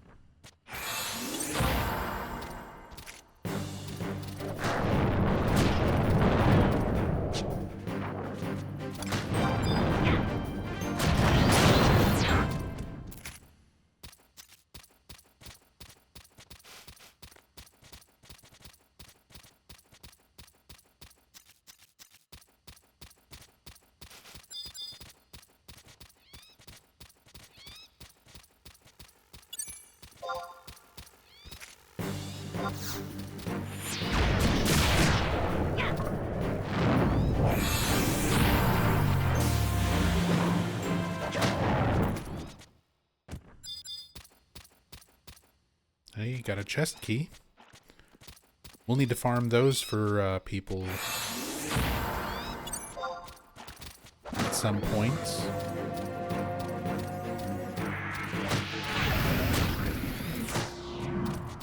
For the Kazam airship pass.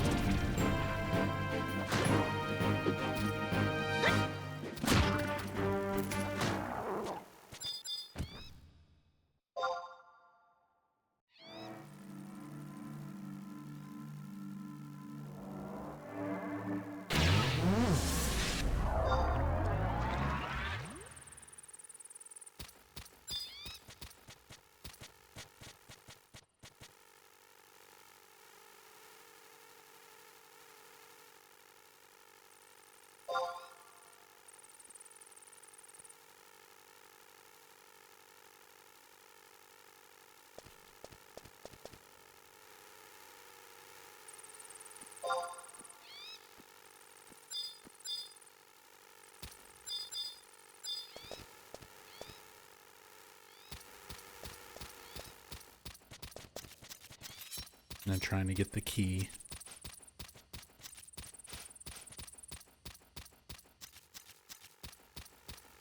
I wish I could trade it.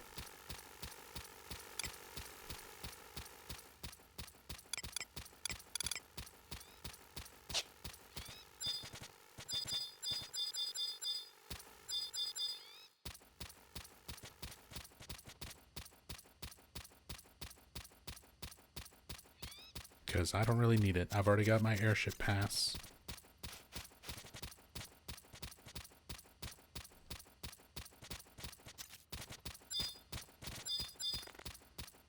I could try to just open the chest. I don't think you can get anything too valuable out of the Gidea's chest, but if I find one, I'll pop it.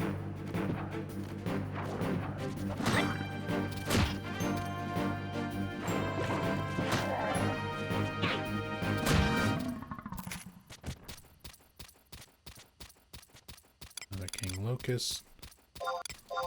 Toss some stuff. Regular beast coins aren't super worth it. Silver beast coins are worth hanging on to.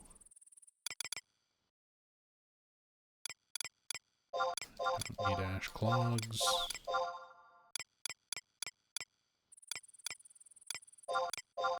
Don't need slacks.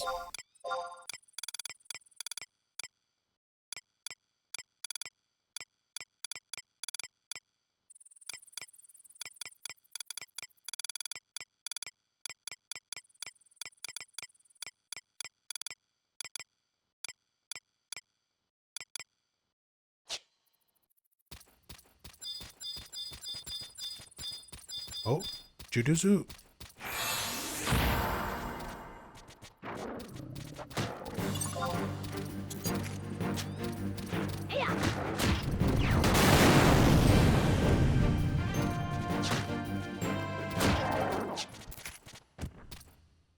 Hey, got some light Solias.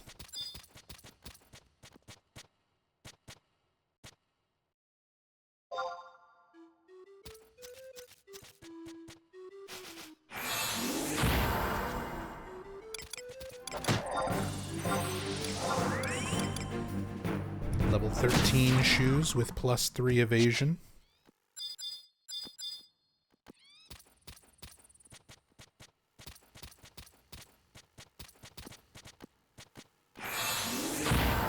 Nice little drop from the Notorious there.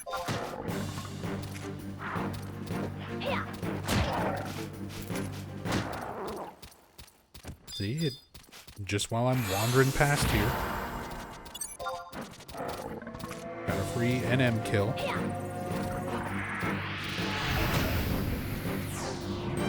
Yeah.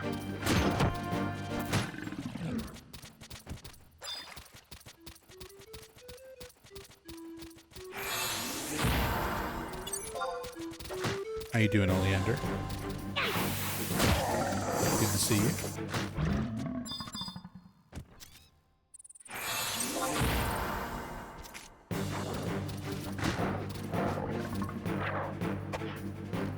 I'm just beating up birdmen with my sheep to steal their necklaces.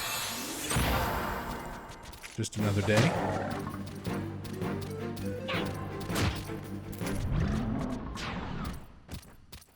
Of robbing these poor bird creatures.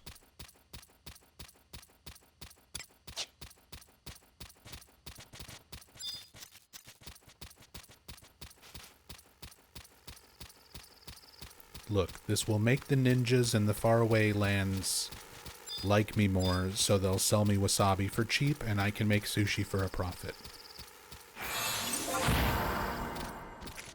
It's absolutely necessary.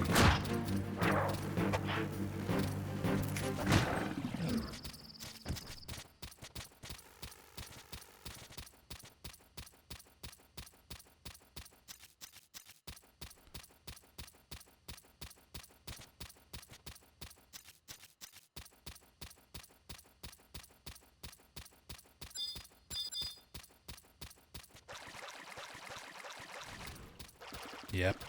Sushis and sashimis.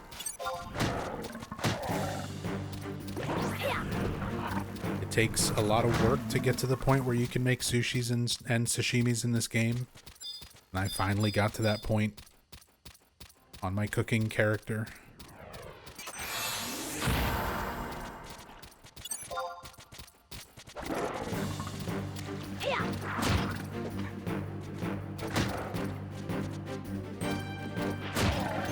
And now that I'm capable of making sushi, I can see it's not very profitable. Unless you're at a point where you can catch most of the fish that you need. So I'm still working on leveling fishing to be able to catch the fish that I need for sushis and sashimis. And then I need to level up my fame so that I can buy wasabi cheaper. Wasabis.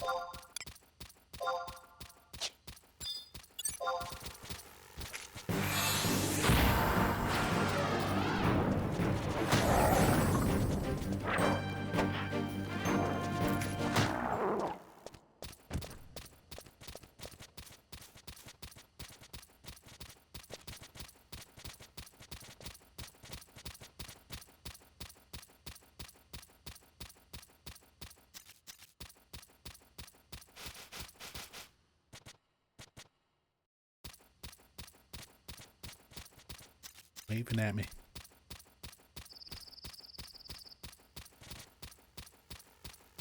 That said, I'm just going to kind of wander through there and clear stuff when I can. Other players are more committed to camping for it, so they're most likely going to get it. But I don't mind wandering in, clearing those birds out, getting some extra necklaces.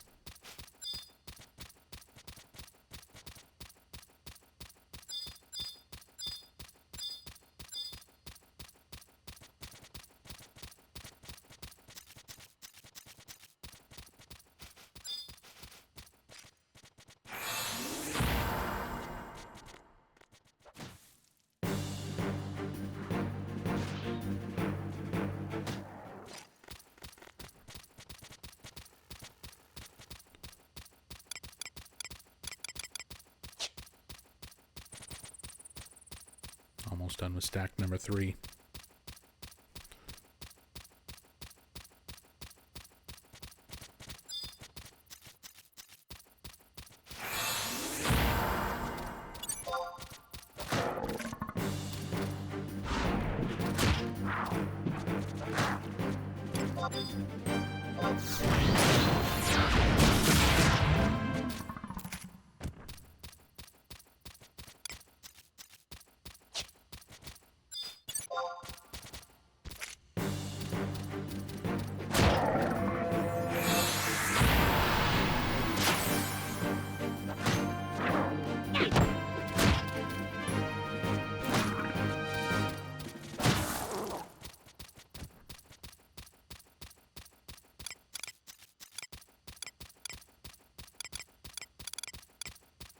Another piece of the level 12 gear set.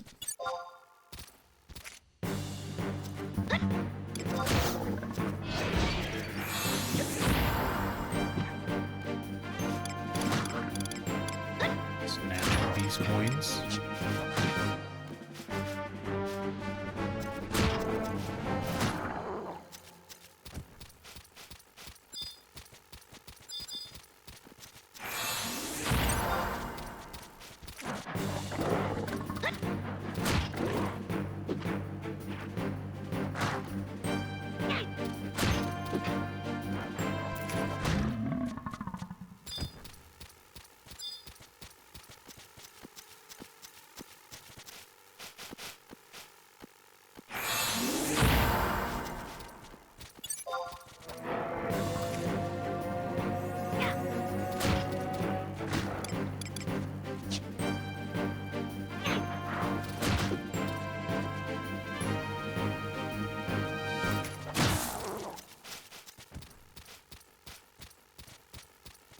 World of Silence.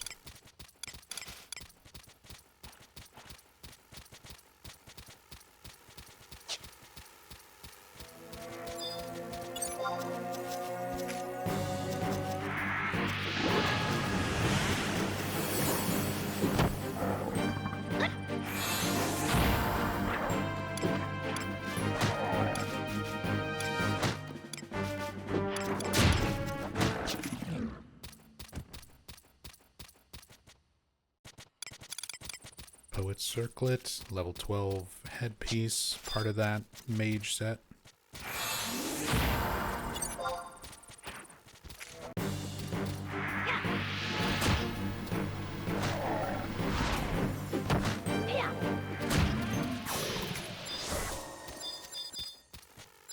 Invisible, Deodorize.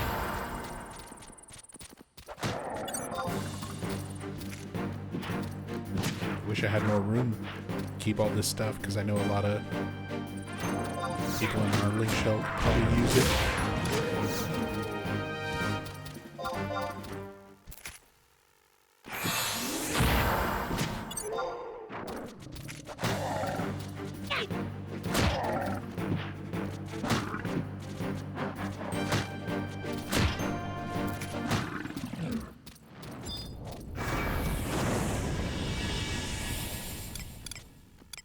King Locust stack, so I'm just gonna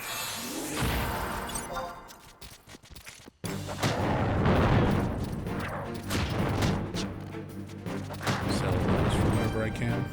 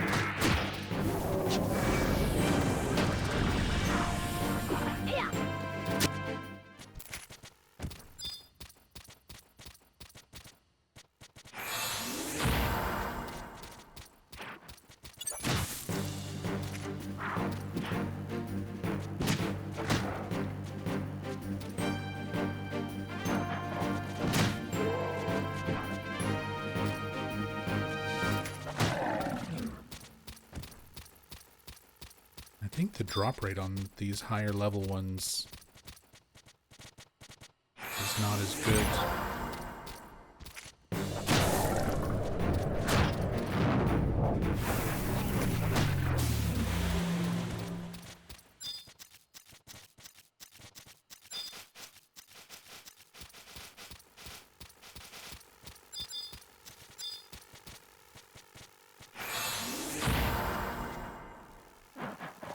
Not really getting necklaces.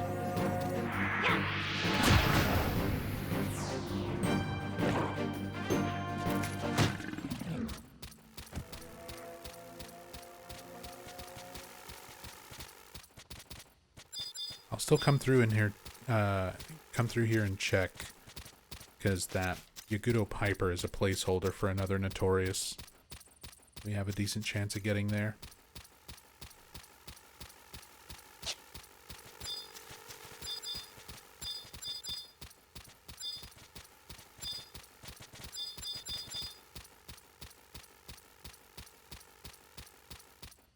But I think I need to stick with the Yagudo up in this little spot.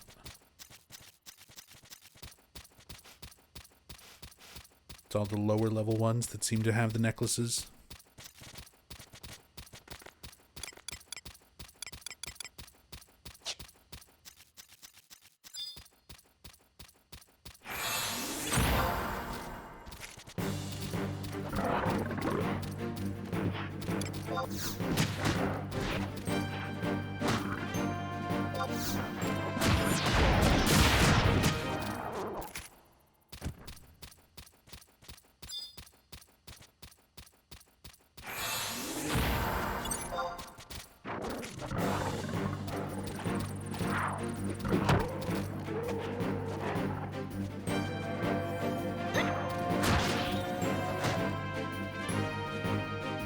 It's all good. Take it easy, Oleander.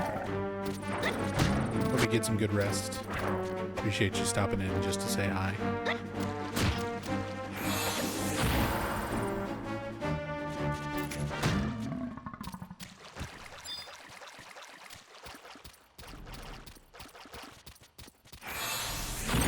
Collecting for fame or selling? For fame.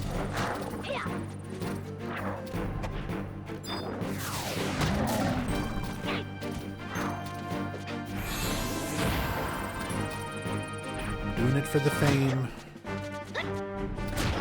I want cheap wasabi.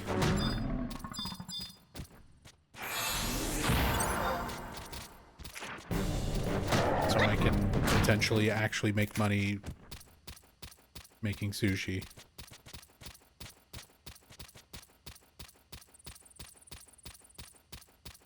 Like, there's a lot of other important stuff that'll come up that having higher Tenshoto fame will help with anyway.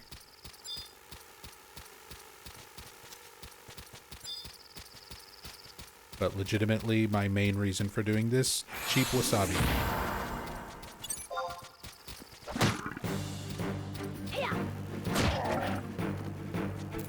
Yeah, being able to do the Ninja Scroll quests and things are well worth it. And I am leveling Ninja, so I'm gonna need to do those eventually anyway.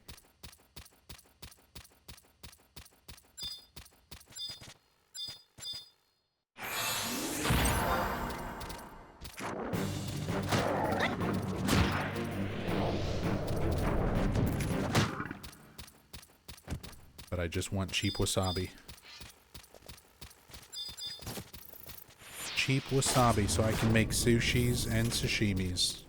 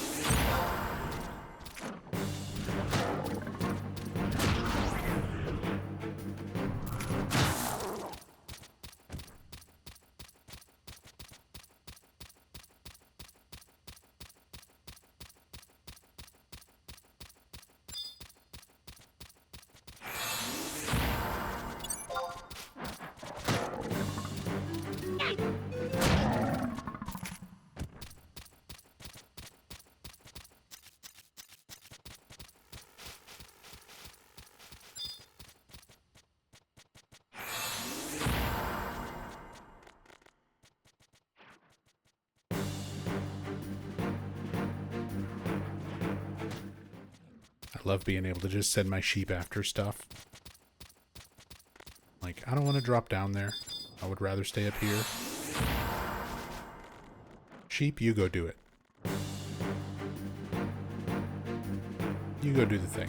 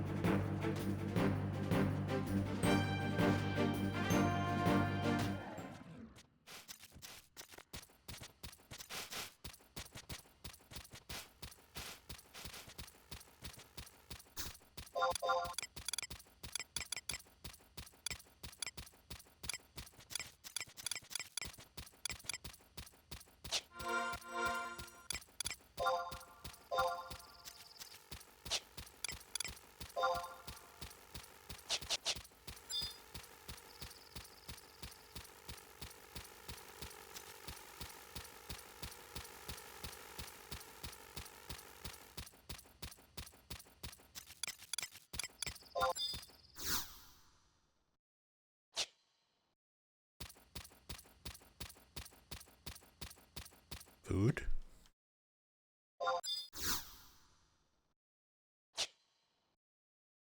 Oh. I'm R0ing. Oh, my stream's also dying. My internet's apparently just completely out.